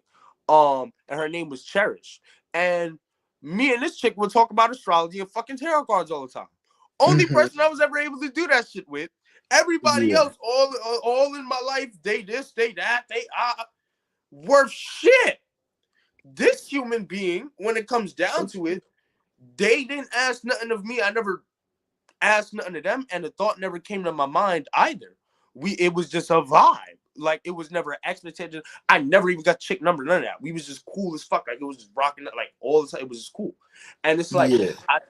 I think that shit left an imprint on me, because now the only time I even feel like I'm heard or seen or understood, or like someone could see my perspective, is when I'm watching fucking Dole or the Pilot Man or something, you or somebody kicking some spiritual shit, or telling me about some astrology I want to know right now. That's it. So it's like Yeah. I can't even say that like I want to be an astrologer or I want to be no. This is just the shit that resonates with me. Like I done Yeah. took it out the field of reference of even wanting to be something or like an ambition. I done let go of that shit. I just noticed this is the shit that resonates with me, like moment to moment, consistent. You just use it as a tool. Use it as Yeah, a tool to to to do, because it's still a tool, but you don't have to. It doesn't have to be something that it's your main goal and purpose to be an astrologer yeah. or Like, a spiritual. Like unless that's what you want. Like, but a lot of people they try to make this shit into a religion, where oh, I have to be an astrologer or I have to be a spiritualist and no, always nigga, do no, stuff. No, nigga. it's a tool that you use, Yeah, because it even then, like you said, you met that girl that was in astrology. With that's good that you met someone like that, but I personally wouldn't just assume just because somebody's in astrology that I would want to even date them, or like it has to. That's why I say but I'm saying like personally, the goal is the purpose. personally, I didn't really like think about the person deeply, but it was beyond it. It was like a lot of the issues I go through with people and how Mhm. programmed they are, and the dumping and projection and shit they do, and just even the vibe that be off. None of that was there with her. None of that was there. Like we Okay. was just cool, and it just baffled me that of all Yeah. things, the fucking the tarot card person, or what people consider to be weird or outcasts or whatever, is the person that's actually fucking cool. The one human being I actually fucking be around. So it's so weird. It's like, I don't know. I guess I'm into this shit, you know? But like, and Yeah. that's what I want to show you. I became so like, as I became less and less programmed, right? Because I used to be scared of these shits because like religious reasons, right? Yeah. And I started actually like just like unbiasedly like dealing with them, and it's like, oh shit, it's kind of just like a mirror. It kind of just like reflects shit back to you. Like, it's not about to just fucking tell you your future. No. It kind of reflects shit back to you. Kind of like it's similar like when you read the transits in the sky and you think about what you're it's the same fucking thing. So it's like I realized, Yeah. okay, ain't nothing really to be scared of, but it ain't nothing to really be too ambitious over. So I am kind of battling a little bit in a crisis in my mind. Like, damn, I thought I was supposed to have like a goal I to just strive for, bro. at the end of the day, it's like you don't want to overcomplicate stuff and think too deep about it. At the end of the day, Yeah, like I yeah, said, once you be yourself, that's all really you got to do is just be yourself, and then yeah, everything comes into alignment. All you have to do yeah, is just be yourself. It's not if you have to question something, think about something. That's most likely it isn't meant for you. But yeah, once you're yourself and you do being yourself, that's all that really matters, and everything comes. And even when you are yourself, then you just live life because you always want to remember we want to live life, have fun, relax, and experience. It's not always about wanting to think deep, and you want to use your yeah, mind to think about getting out of negative situations if you're in them and how to grow further as a person. That's what the mind's meant for. The mind's not yeah, meant to dwell upon, and you don't want to be like, oh, am I doing this right or am I doing this wrong? Or like at that point, you're not even living because you want to still have fun, you want to still laugh, you want to still just relax and have a good time, but at the same time, still do your thing. But so don't overthink, don't beat yourself too much. Like, oh, what I want to do, I don't have the time for this or this or that. Like just all you gotta do is be yourself, and really that's it. And then yeah. everything's gonna come, and you don't want to think too deep. That's another thing, like because your mind, just because the mind can think deep, doesn't mean it's meant to think deep. Think deep about how to make your life better, what actions you can take right now, and how you can start implementing them, and do that because you could spend 10 hours just thinking about all this extra deep shit and why this person's in here and why this person did that. And it But don't if get it's you not, nowhere. Yeah, yeah, don't get you nowhere. But that same amount of time you could have spent thinking and what you can do right now. So in a month from now, you're in a better mental state. You're more happier. You're more chill. You have things in your life that are in alignment. You're fulfilled. And whatever you did in a month, your mind was going towards that instead of your mind going through a bunch of stuff where in a month you're just like, okay, what did I do? I didn't think about nothing but all this like yeah, extra shit. That's why I'm like, I just because a lot of like it's good you found a female that's actually good, but I would never just base something off just somebody on tarot card reading, and because there's a lot of females that I've seen that they're into tarot, they're into yeah, spiritual, and they're yeah, lost. yeah. So they're very lost. Like in a way, it's like religion, but they just like they're like, oh, this is this guy cheating? Let me pull a tarot card reading, or what is he doing? Like just stupid shit, like over like yeah, dumb, yeah, I like met somebody like that. That shit was crazy, bro. I couldn't stand that person. That shit was crazy, bro. yeah, and it's like that's crap. Like what the fuck, like. And then, like, eventually, you keep pulling it. You gotta get what you at looking for, and then you gotta think something, and to believe it, and then the relationship's ruined or some shit over like Yeah, and you like forgot about life and just actually just chilling and not thinking about nothing deep, like you said. yeah. Yeah, yeah. But Yo, it's good. whatever. Man. Yo, good. It's, Good looks, man. No, good looks, man. Man, I always love to see your channel. Like, I don't know if I'm yeah. gonna ever stop watching your channel. I always love to see your channel. And So thank you. it's yeah, it makes I feel like it makes people like me and you, yeah, people like me in general feel a bit less isolated about it, and like society is very gaslighty towards motherfuckers that like actually Yeah. give a fuck about themselves. Society is very gaslighty, so it's nice to hear someone be like, nah, fuck that shit. America is on bus. For real. Yo, but good looks, man. Thanks, man. I'm gonna see you, For man. sure. Shout Yo, out to shout out to Paul. you. Shout out to Yo, Paul. all right, man. All right then. Shout out to Paul. Yeah, man. This it's just going crazy. America's done for. It's done. Well, it's already done, but It is what it is. You just gotta let the dead bury the fucking dead. But shout out to Paul. Yeah, you don't want to think too deep about any of this shit. Like the only time I really think deep about this shit is when I'm on like even then, like when I'm doing my like live streaming, I'll be talking about stuff. This is as far as it goes. When I get offline, I don't really think about this shit at all like that. Like I'll see certain things, but I just live my life and do what I gotta do. And that's it. I come online and I will tell you guys and I'll speak and talk a certain way when I'm on this live stream for the hours that I'm on it.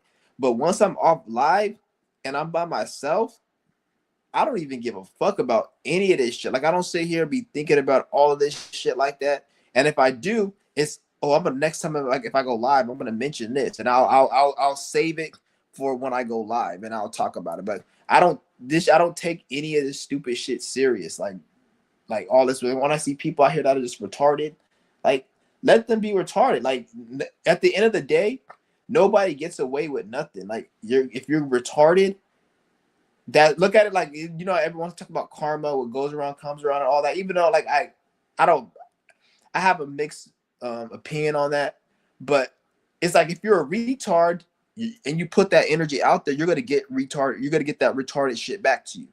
If you're ignorant, you're gonna get ignorance back to you. If you're violent, you're gonna get violence back to you. So anybody who's ignorant, retarded, and dumb, you can look at that as so-called bad karma. Like I don't like to use the word karma because that's kind of like it's kind of like it's kind of going overboard with it. It's not called karma, but I have to say certain words sometimes. So like whatever people look at karma, like that goes for just being ignorant, being stupid, being a sheep, being a bot. Like now, this is why one thing I've realized recently, I've noticed that people that struggle the most are these people. Like, remember I used to always say there's no such thing as a victim. I'm noticing this more and more. Like 9 out of 10 people, like 99% of people I see that are struggling. A lot of these people are very stupid. Like you'll see some girl, she'll be talking about, oh, I'm going through X, Y, and Z, and I don't have this, and I'm this, and I'm that, and I'm struggling, and the world is so fucked up. And when I was young, this happened to me. And I'm not saying when things happen, when you're young, things happen to you. But if you like in your 30s, you're in your 40s, you're a grown ass individual. Like you very grown.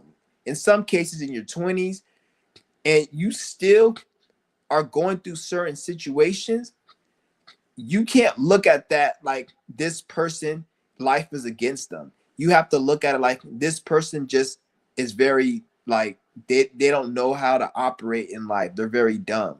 So if you see a person, especially a person is a grown adult and they're going through so many problems in life, it's not that life is putting issues on them. It's more so that they're not using their brain.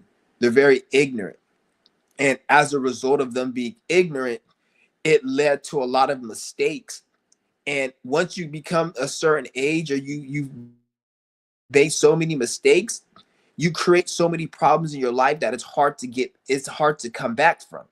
So you may see somebody going through so much shit and you may say, oh man, this is fucked up going through all of this shit, but you don't understand all the stupid mistakes they made. They had plenty of chances and it got them to a point where it's so much. So don't look at somebody like, oh, like your parents will tell you if you're not careful, you can be homeless like this person, and they're trying to scare you by fear tactics. Like, yo, you could be homeless like this man if you don't get your shit right. Like in a way that doesn't make sense because if you look at the reason why this person was homeless, it's because of certain decisions they made. Are you gonna be stupid to make the decisions like them? And I'm not saying because people go through homelessness because you can go through homelessness, but you can get out of it. Somebody who went through it, but they didn't get out of it, certain things that they made. So you don't want to scare a kid saying, oh, you can be on the street if you don't go get a job working. No, you want to say, um, if it, because them being on the street has nothing to do with what you might do. If you aren't stupid and make dumb decisions, you're not gonna lead to that. Like my hand, you can't scare a child and say your hand is gonna get burnt like this kid, but you didn't touch the stove and they touched the stove. The reason their hand got burnt is they touched the stove. Tell it what it is. The reason this happened, things happen for a reason. Things don't just happen. You have to be in a certain vibration and energy and make decisions for something to happen to you. They don't just fucking happen. So when you say, oh, like they'll say, oh, anybody could be in a situation, anybody can be broke, anybody could be homeless. Yes, you're right. But if you actually do what's necessary to not be in that situation and take responsibility, that won't happen to you. And even if it does happen, you will know how to get out of it, and it will be part of the plan. Like the spirit will be like, maybe you made a mistake and you got into it, because we all make mistakes, but the spirit will always lead you out of there if you're in tune and you're connected. It will never be a situation where there's no hope and it's lost, because as long as you're breathing and you're alive, there's always a chance to go ahead. Once you think, oh, my life is over, this is that, then that's just you giving up. And then that's a person who's ignorant, who doesn't have any like foundation to their life. Those are people who will be in the same situation for years on end, and they think that, oh, my life is meant to be like this. And then you compare yourself to these people, whereas like, no, the reason they're in that situation is because the way they think, not because of just bad luck, like the way they think, the things that they've done. And I'm saying this because I've noticed like people that be going through the worst shit in life, most of the time, they're very dumb. Like they believe in certain religious beliefs, they believe in certain politics, they believe the way their ideology of life is very stupid, just the way they think. And I'm like, maybe that's the reason that they're in this situation struggling. Not more so it's because they just had bad luck. It's because they're dumb. You see what I'm saying? Like that's why I've noticed that. Uh-oh. I spilled my drink, my water. But you just got to keep that in mind. I'm going to clean this shit up.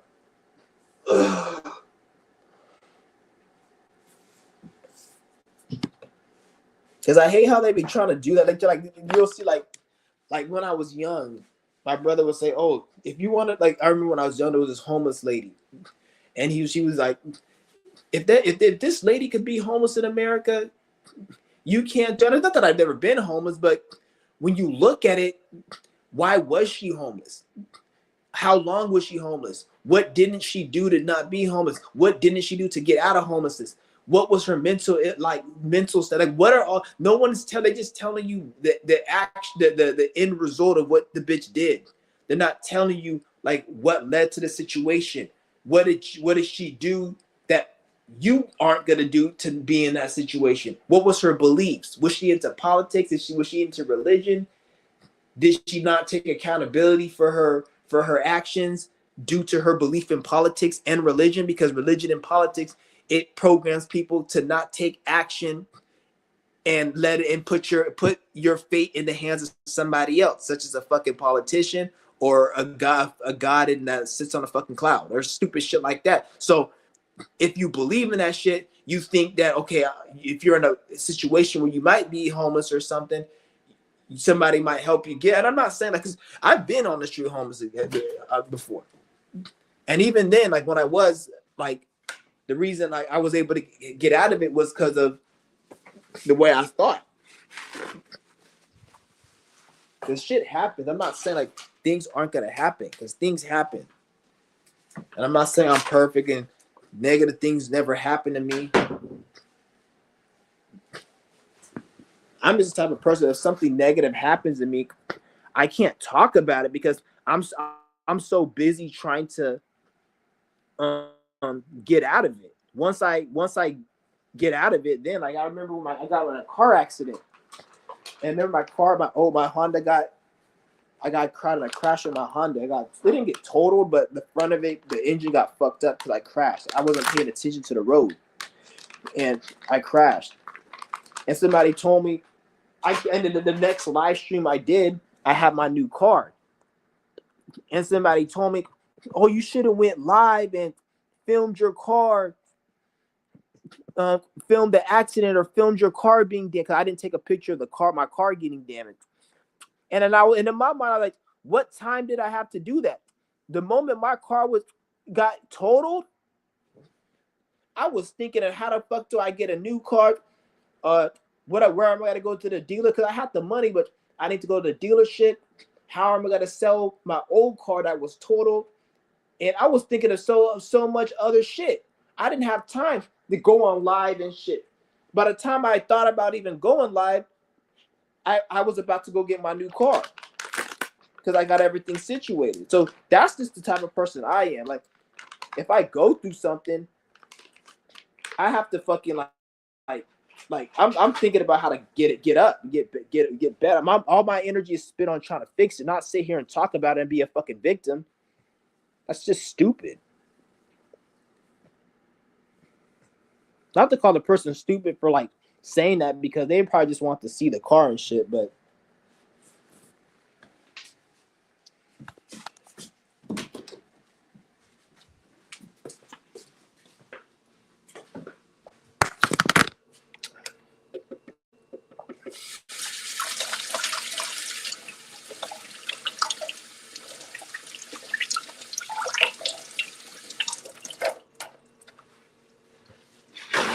damn.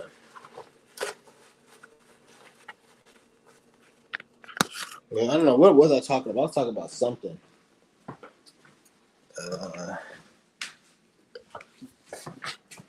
Maybe I had to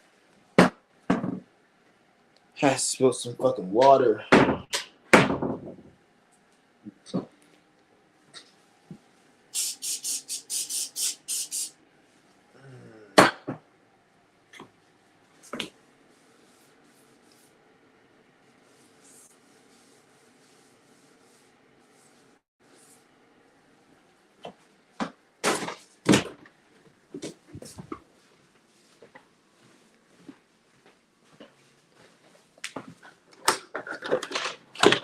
Ooh, damn, it's cold as fuck out here.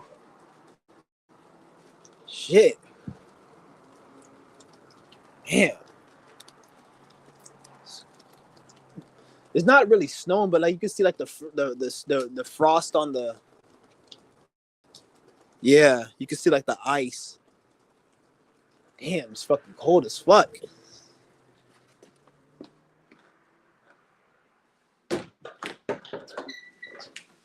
Yeah, it's cold as fuck out there, man. This fake ass weather.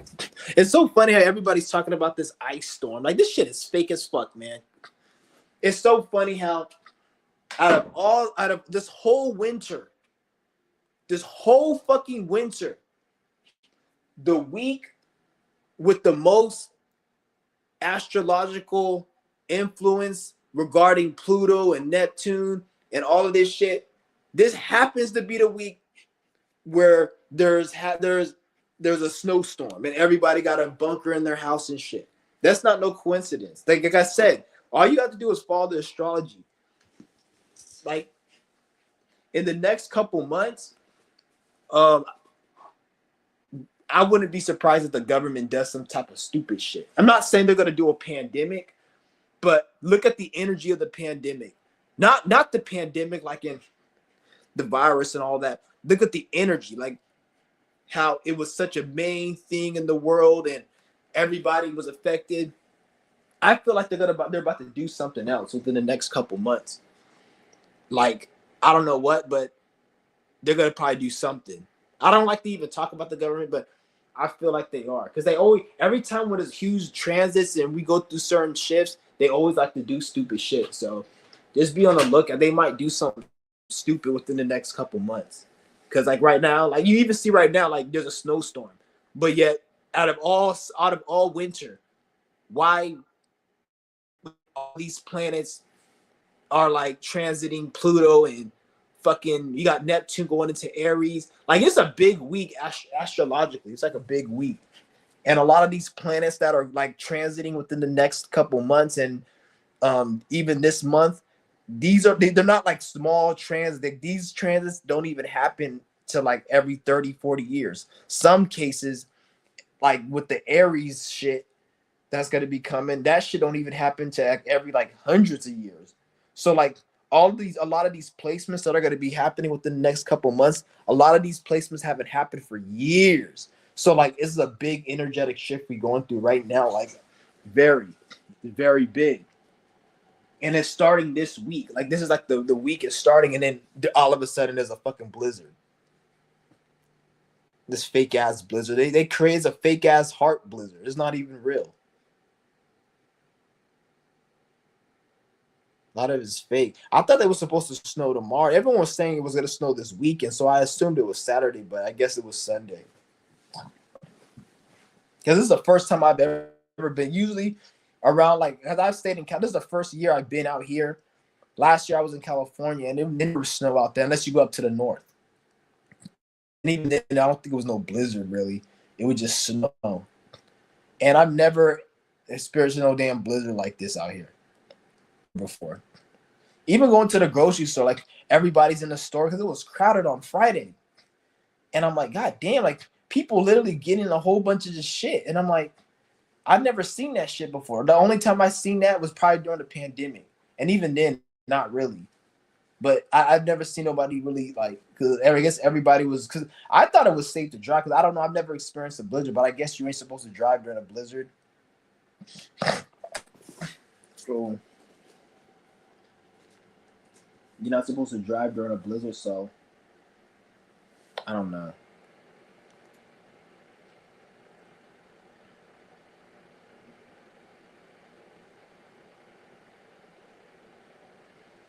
This shit is fake as fuck. It's fake ass blizzard. Yeah.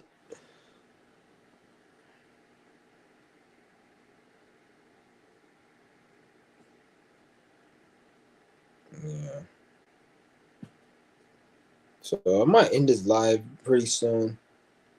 I'll probably come back a little bit later.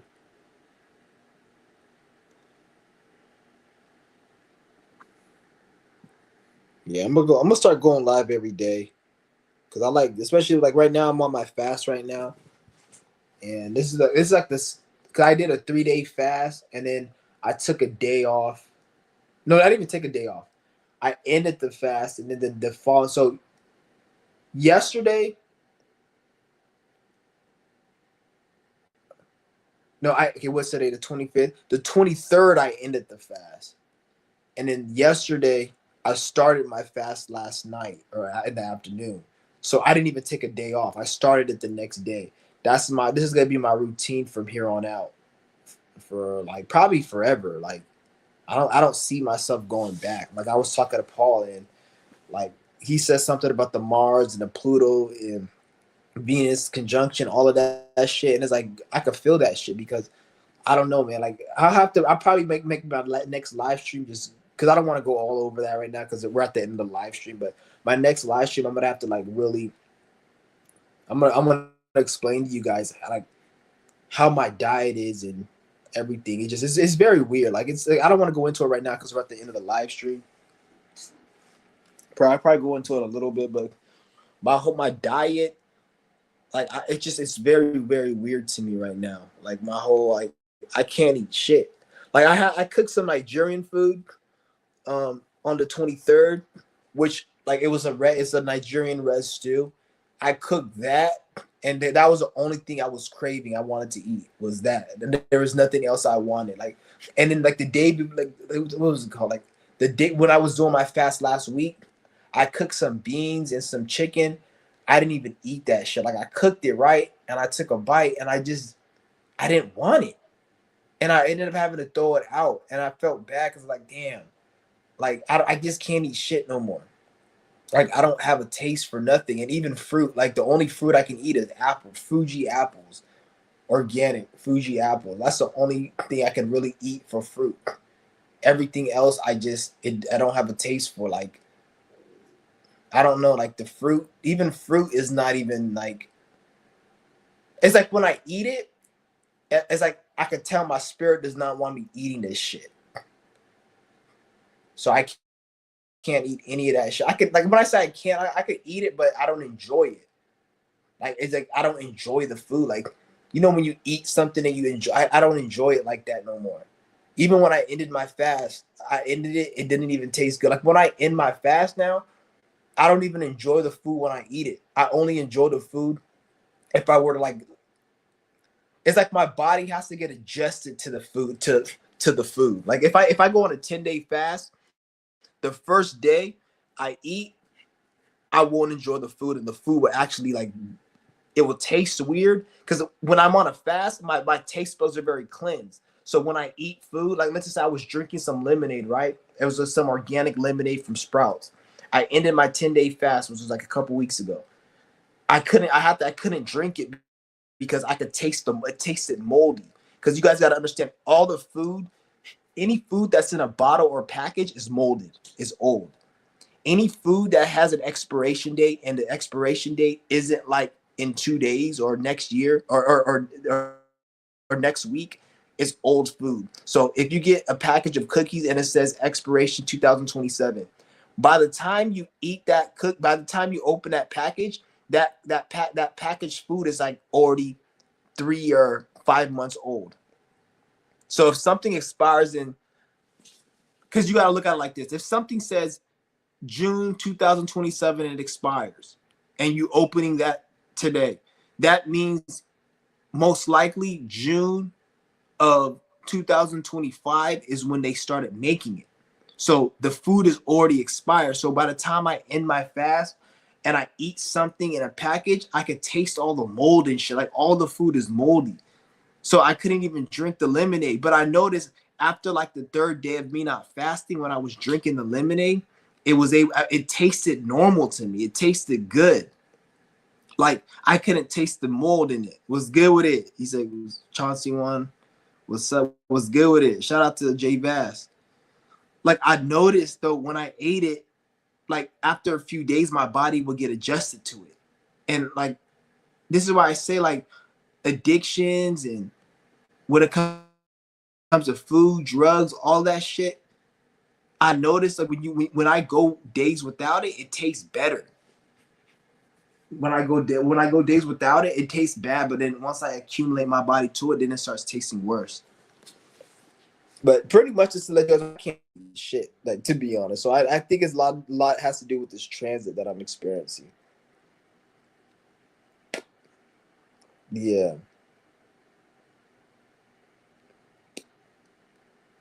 Yeah, I'll probably go into it more in my next live stream. It's a lot of shit, man. Like I can't like even like my food stamp card. It's like I have like almost $500 on my food stamp card. I don't even use my food stamp card, so it's like I need to sell that because I don't even use it, and you don't want to have too much food. Last time I had like $600 on my food stamp, then they sent me a message because I guess when you don't use the money on your food stamp card, then they can take the money out because I'm like, okay, nobody's using it because I didn't have my food stamp card and they left me. It was like a message. I forgot what they said. Shit, let me see if I can. Damn, this phone always runs out of fucking batteries for some reason. God damn. They sent me some. It was something that they sent me. It wasn't a message. It was something like, and I looked it up, and it was if you don't use your food stamps, then they can take the money off your account. Because I had like over $600 on my account. Like right now, I have like 500. I don't use the stamps at all because there's like nothing for me to eat really, and I fast a lot, so it's like I don't. There's nothing for me to eat on it. Because like most of the food is just disgusting out here, man. It's all toxic. It's all poison. And I'm just staying for me. I'm not telling you guys to not eat shit. Like I'm sure a lot of you niggas love the food out there, but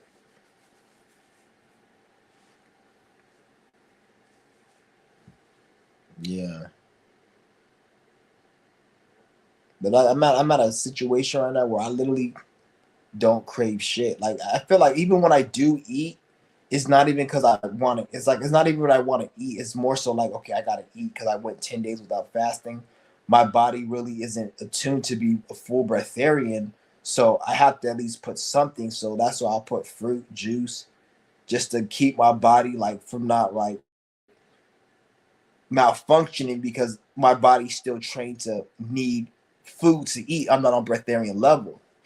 But with that being said, the amount of food that I need is very minimal. Like I can just eat an apple and I'll be sustained. I don't need to eat a big meal. I can eat an apple and some chips and then I'll be straight. You see what I'm saying? So I don't need as much, but I still need food in my system. because my body isn't trained to that level of breatharianism right now. And to be honest, like I probably don't even need food. I probably can just have like liquid juices with calories and I'll be straight. Like soup or um, juices and I'll be straight. So I'm gonna try that.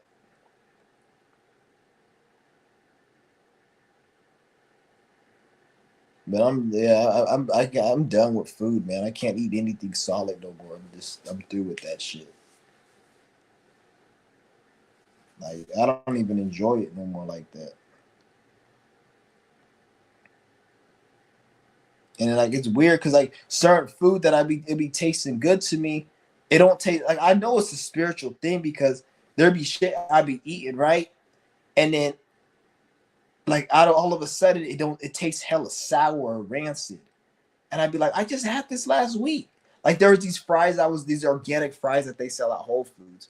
I was eating these mugs for like I was eating those fries and baked chicken. That's all my diet was for like a month ago. For the past like a month ago, I stopped eating it but for like 6 months straight, that was all my diet was like those potatoes, those organic fries, and some chicken. I would just eat that, and I noticed like it was the beginning of December, I got those same organic fries, and they tasted like they smelled they tasted kind of sour, and they smelled hella like rancid. And then I'll show other people, like people I know, family, relatives, people I know personally, and then they'll smell the bag of food, and but there's nothing wrong with it. So like it's not like it smells. It's just I smell it differently, and it's weird because when I got the potatoes, right, I had bought like 2 extra packs like a few weeks ago, and then I went and I got some more packs because I guess kept them on stock because that's all I ate. When I got the new packs, I opened it and it smelled sour. Then I was like, maybe they changed the ingredient. Then I went to go get the old pack I got 2 weeks ago that I was eating from, and fucking they smelled sour too. So that's why I know it was a spiritual thing. It was nothing to do with the ingredients because the same shit I was eating all this time, it was good. And I noticed that like if I find something I eat that's hella good, if I eat it too much, like it won't like the spirit will like make me not enjoy it or something. Like I noticed that when it comes to certain food, like there'll be certain food, like that's one thing about me. Like I'll be like hella like I think it's something to do with, like the spirit not wanting to be gluttonous or greedy because like ever since I was young, like there'll be something I like and then I'll go overboard because I have a lot of certain energies in my chart where like especially like a lot of Venus energy and shit. Like I'll have a lot of issues with like abusing shit. Like because I have a lot of Venus in my energy. My chart ruler is like Venus. So um the negative side of that is like I could have issues with like addiction, and I could be gluttonous, and I could overdo shit. So like whatever it is, like when it's weed, when it's sex, when it's food, I overdo it, and every time I overdo it, the spirit would make me not enjoy it to keep me from not overdoing it. So like most of the things in my life that I don't like, at one point I was overindulging in it, and the spirit cut me from doing it. Like for example, like when I was younger, I used to love like a certain candy bar. I literally would go to the store and steal the whole box of candy. Like when I was like in high school, there's a certain M&M. I used to like the pretzel M&Ms. I stole the whole box of pretzel M&Ms, and I'll literally just eat it all day. And the spirit will make me not like it. So like it got to a point where like I ate so much of it that like my taste buds, like now I can't even think about it without getting nauseated. Like certain, like that's how it was with certain things. Like I will always overdo shit so much, and the spirit will like make it where I don't like it because I will keep doing it. So like that's usually how it is. I always overindulge in certain shit, and like that'll be my problem. So like I think a lot of that has to do with the reason a lot of this shit is even happening, because like I have a problem with, I don't have a problem with overindulging now, but when I did, because a lot of the reasons why I don't have that is because I don't like anything. Like a lot of the shit I really just don't even give a fuck about. I don't really like anymore because I overindulged so much into a lot of shit. When you overindulge in it, because when you overindulge into a lot of things, your heaven becomes your hell. That's what people don't understand. Like your heaven can like become your hell. The things you like to do the most, it will turn into hell, because you're you can't you have to like you can't cheat. You have to like genuinely, if you're trying to use something external to make you happy, it doesn't work like that. This is why I tell you guys to do qigong, yoga, and Paul Hinton, he was telling me how nothing hits anymore. Whatever he does is not as fun. And I'm like, no, it is fun.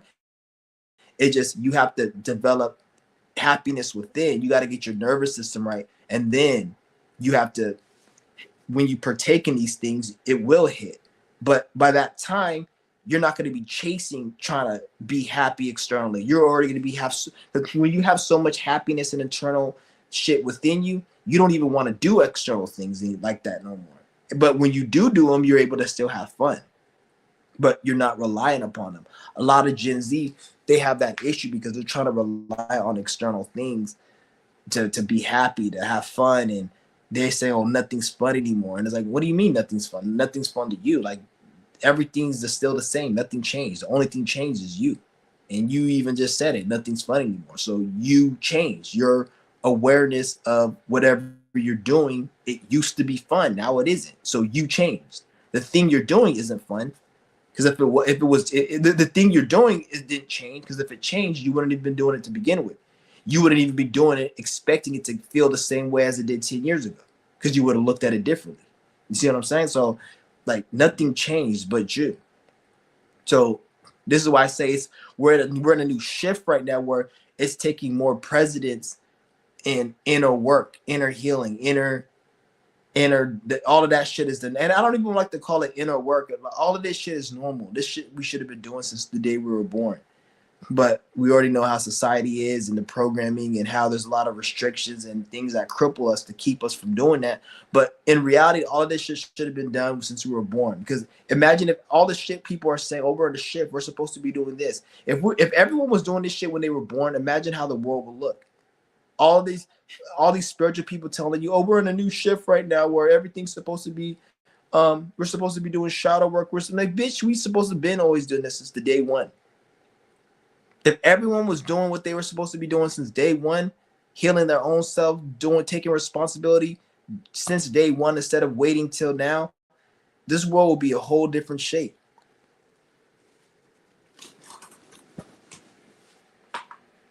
Oh, damn. You guys hear that? That shit felt hella good. See, when I cracked my neck right there, like I could feel the energy flowing, because the knot is almost gone from my neck. So when I cracked it, I could feel like energy flowing. Like my sight got brighter. Like it's weird, because like I noticed like over the years, like before, but I used to look at the world and everything used to be. You know how you have the contrast on the TV. The contrast, you turn it higher, everything's brighter. The brightness. My contrast with my eyes used to be very low years ago, and I thought that was bright. I thought it was normal, but then I know that as I was doing qigong or not qigong, but yoga, and I released the blockage and my nervous system opened up, I noticed everything started getting brighter, and I'm thinking like, whoa, this is brighter. But it sounded like I noticed like when I crack my neck, I noticed like it gets a little brighter, even brighter. So I realized I still have a little knot there, because once the knot is completely gone, then it's gonna be like. So when I just cracked my neck right there, everything felt more like, for a second, like a little brighter, and like I could hear clearer a little bit more. Not to say I can't hear clear now, because like I said, as the knot gets smaller, there's more nervous system there's more energy able to flow in my body. So I have a lot of energy flowing, but it's not the maximum because the knot is not completely gone. See what I'm saying? So when I crack my neck, in real life. It's like it's funny because even like sometimes I like, let's just say if I was depressed and I was like depressed about something, I notice when I crack my neck and it's a big pop for like those seconds, I don't be depressed anymore. I don't like it's like the I'll be, this is, I'd be stressed about something that happened. I'll crack my neck and I notice it's like I don't even think about it no more. Or if I'll hold my neck in this position, it's like I remember what happened, but I don't care about it. It's because once there's more energy going through the nervous system, it's able to regulate the emotions, the energy. So this is why like my depression is like it's not here like it was 3 years ago. Because 3 years ago I used to have headaches all the time. I used to be always depressed and sad, and I also always not sad but just depressed, and I have to drink a lot and take pills. I don't have to do any of that because the nervous system is having to have more energy. You see what I'm saying? So, and it's not completely gone, but the depression, it's like it's non-existent. But I noticed when I cracked my neck, it just put me more like I could feel there's still more energy that needs to flow through. It's not completely gone. Even when I crack my neck, when I like do that, it pops, and there's a certain like muscle or that's like it releases. I can feel it from my head right here, and it goes down to my neck right here. It releases and things get more lighter, so like energy can flow through. And I noticed like when my muscles is more relaxed, like it gets deep because it changes on a spiritual level. Like you guys thinking like, oh, it's not connected. The fuck is that? Hold on. The fuck? There's like something falling on the ground. I don't know if it's. I know it's not snow because it ain't snowing like that. It ain't even snowing, but it's like something's been falling on the ground. The fuck is that? But that's crazy though, man. Like that's what I'm saying. Like I know it's like this knot in my neck, man, because it's still there, but it's very minimal. It's very minimal than it was like 3 years ago. Like 3 years ago, that shit was so tight. Like it was to a point where I had constant headache all the time. But it wasn't that bad. Like the constant, I was so used to the headaches. I would like it was just I was used to it. Like because the headaches didn't start to like probably like 2012, but then I got used to them and I was able to live with them and shit. Then once like 2016 got here, then they got better because I was going to the chiropractor. Then I stopped going to the chiropractor. I wasted probably like at least over $5,000 on chiropractor visits within the 3 years I was going to chiropractor. I spent like 5 grand because I was going to the chiropractor from 2016 all the way to 2019, and I spent at least about 5 grand. And this nigga was giving me discounts. If he was charged because I was going to him so much, he's like, I've never seen somebody go to the chiropractor as much as you. And he was charging me $90 a month. And I remember one month he said that I didn't pay because his fucking manager, the dumbass bitch, she didn't. I gave her the $90 and she didn't put it in the system, and she said to him I didn't pay or something, and I'm like I did pay, and he's all like trying to look at me like he believed me her over me, but I didn't want to be too rude to him because he was already giving me a deal and he was cool and everything. But the stupid bitch it's her fault, her dumbass, she didn't own up to the mistake and said that I didn't pay the 90 when I remember I gave that bitch the 90. I know I gave her the 90. Why would I? First of all, I wouldn't even want to scam him because he was already giving me a deal. And he had to work with me and shit, and he was cool. But he believed her because her stupid ass didn't own up to the mistake and shit. And he's like, oh, it wasn't in the system because she didn't write it in the system. And I don't know, like it was whatever. But I didn't go there. I don't go there anymore.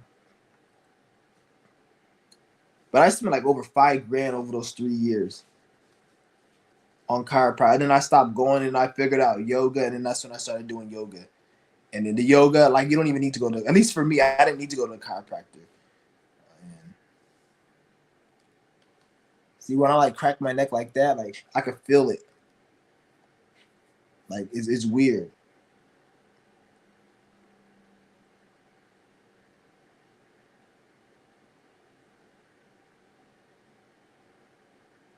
See, I'm gonna do my stretch. I might do my stretch right now. I don't know, but when I do my stretch, it relieves the pressure.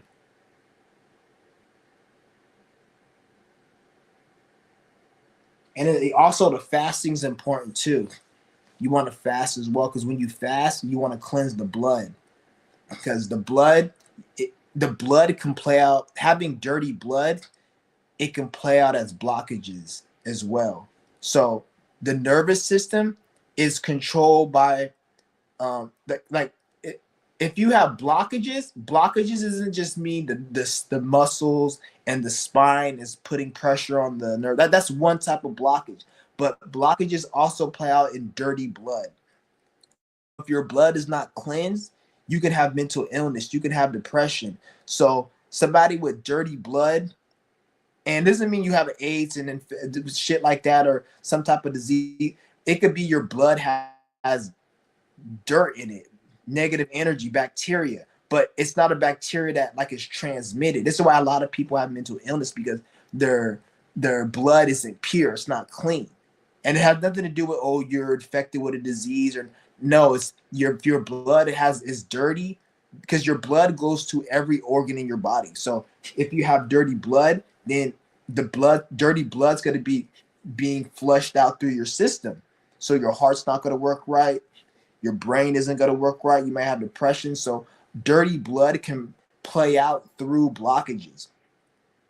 Dirty blood can cause blockages, and blockages can play out through dirty blood. So this is where fasting is very highly recommended, because if you don't fast, then you and just do yoga, you're getting rid of one type of blockage, but you can still be doing yoga and then still have some type of depression and anxiety or some type of blockage, and it's because your blood, and you'd be like, I'm doing the yoga, it's not working, because you need to fast and get the blood under control, because dirty blood can create blockages. And don't think, oh, my blood's not dirty, I don't have no disease. No, it has nothing to do with you having AIDS or a disease. It's to do with, is your blood. It's like, nigga, like, you wash your ass every day.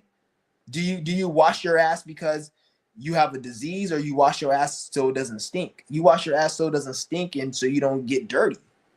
Just because you're dirty because you haven't showered in a week doesn't mean you have a fucking AIDS, or you got a fucking disease, or you got fucking bacterial infection. No, you just wash your ass so you don't stink. So when you're fasting, you're cleansing your blood. It's not because you have a disease or an infection. It's because you need to wash your blood, because your blood is dirty, and the dirty blood can cause minor mental illness. It can, not minor, it can cause major mental illness. It can cause delirium. It can cause like mental illness doesn't just mean depressed, anxiety. Mental illness could be how you look at life. Somebody who's fat, who they want to lose weight, but they craving McDonald's and they keep eating McDonald's even though they shouldn't want to eat McDonald's. They have a mental illness. Why don't you just eat vegetables and be skinny?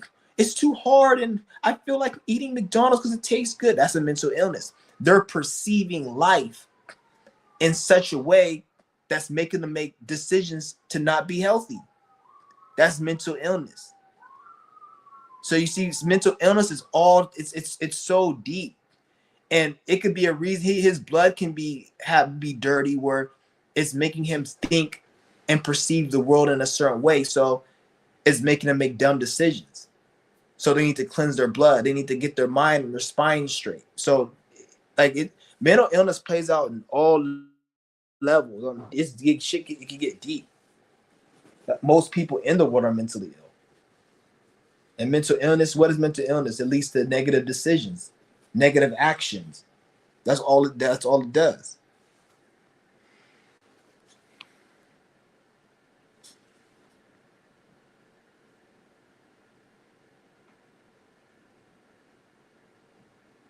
Because I noticed, like, when you cleanse your blood and you get your spine and get your nervous system all intact, you'll notice all those feelings you feel when you're younger.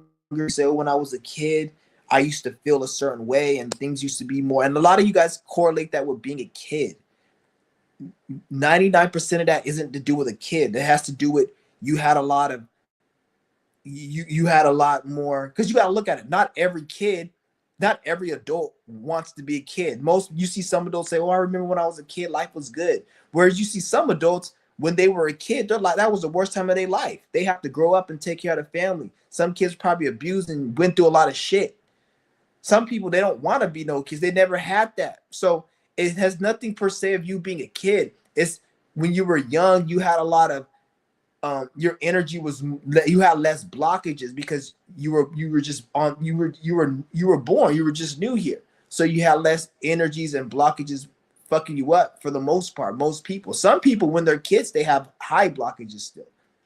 So it all has to do with you have more of a, your body was more cleansed.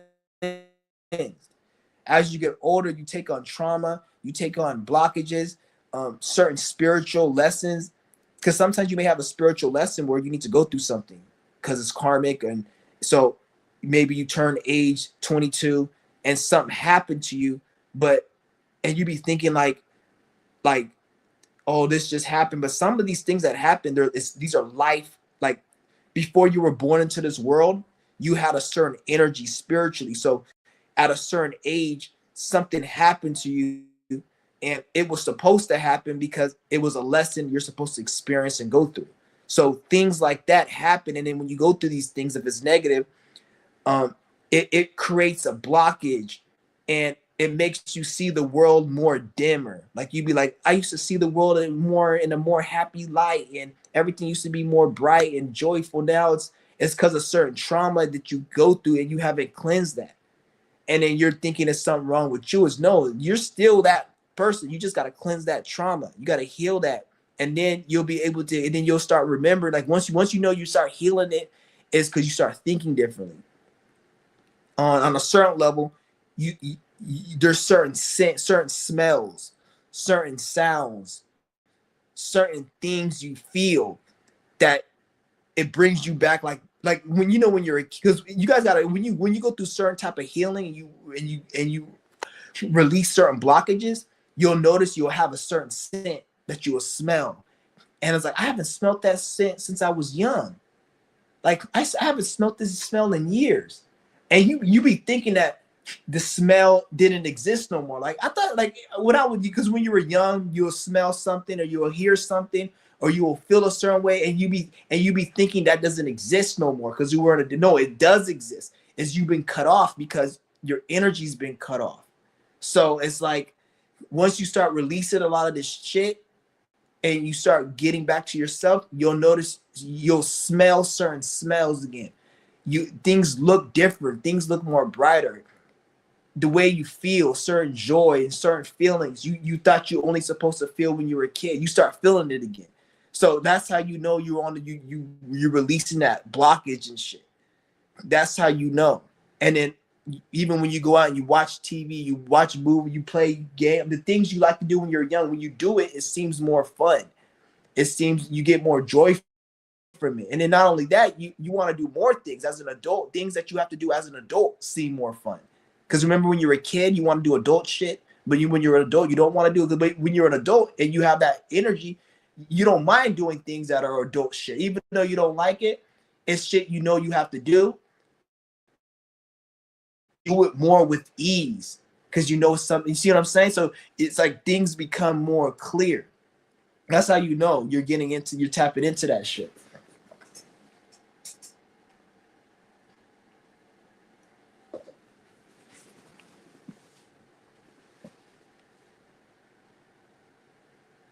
Because you're becoming yourself. That's what you did. You're becoming yourself. You're removing all the excess shit that you accumulated in life.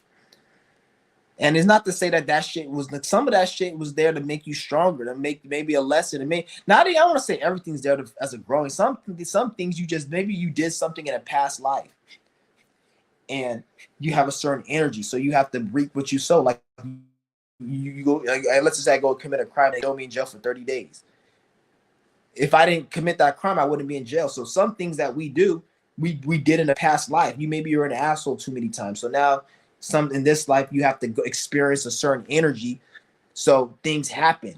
So it's not about owning it and being like, oh, this is me and this is supposed to happen. Sometimes we just get into some shit and we just got to get out of it. But you don't want to be stuck in it. Because once you get stuck in it, then that's when it gets worse. You want to get in it, experience and heal from it, and then possibly grow from it, because it can make you grow from it and then move the fuck on. That's really it.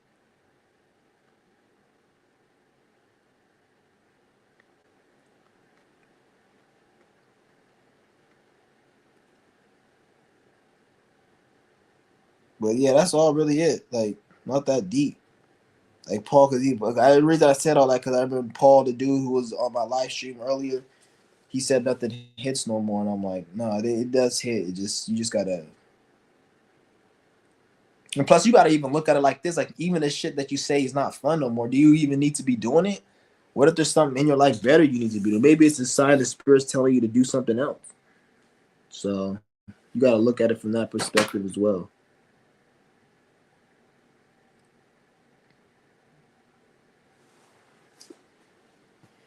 But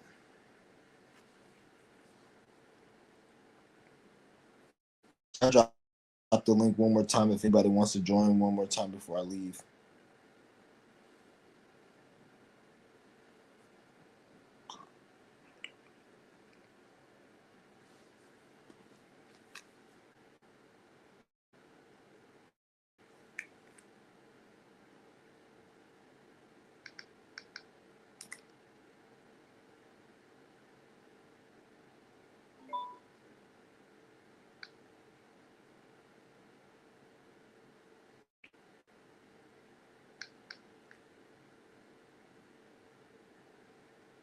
What is this? Man.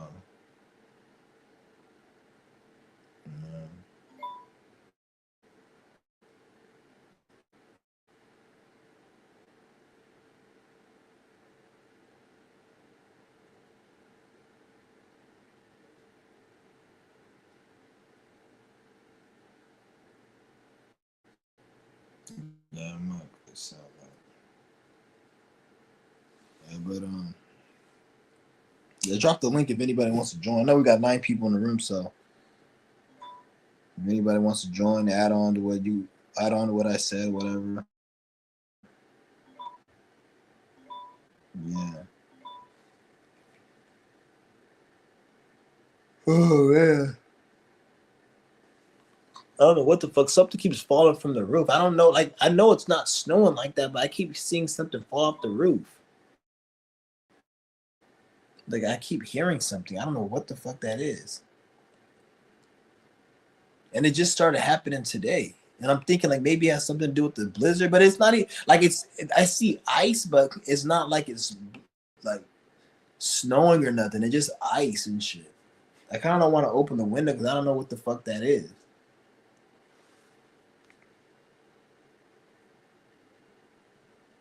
I don't know. I don't know if it's fucking ice or if it's the fucking monster under my bed that escaped and it's fucking on the roof now. Like, I don't know. Like, what the fuck that shit is.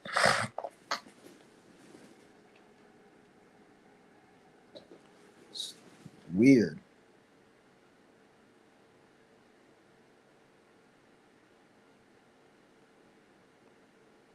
Hmm.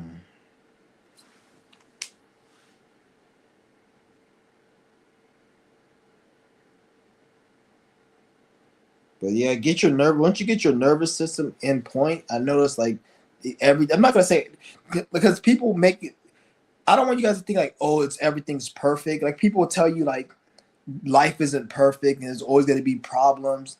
People who talk like this, these are like people who don't know what the fuck they're talking about. Like, my problem is not your problem really, and just because a problem happens doesn't mean it has to be a problem.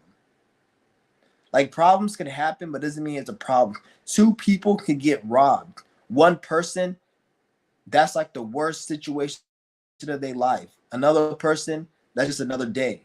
They deal with it and they move on. So we all go through problems, we go through life. What the fuck is that? The fuck is going on? Yeah, I don't know. Something's going on outside.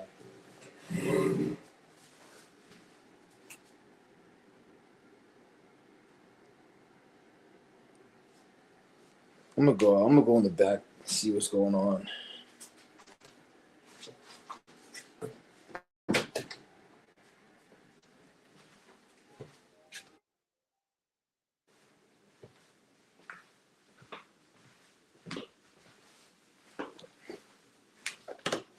Let me hold on.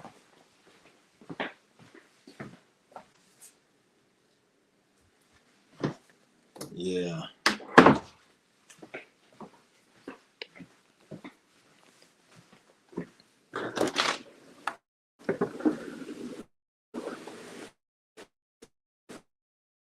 Know what it is? It's fucking ice. It's like it's ice. It's ice. Because what it was, it was ice, and then it's raining now. So I guess the ice melted off the roof, and then like it's like it's ice. Because I'm like, who the fuck is throwing shit?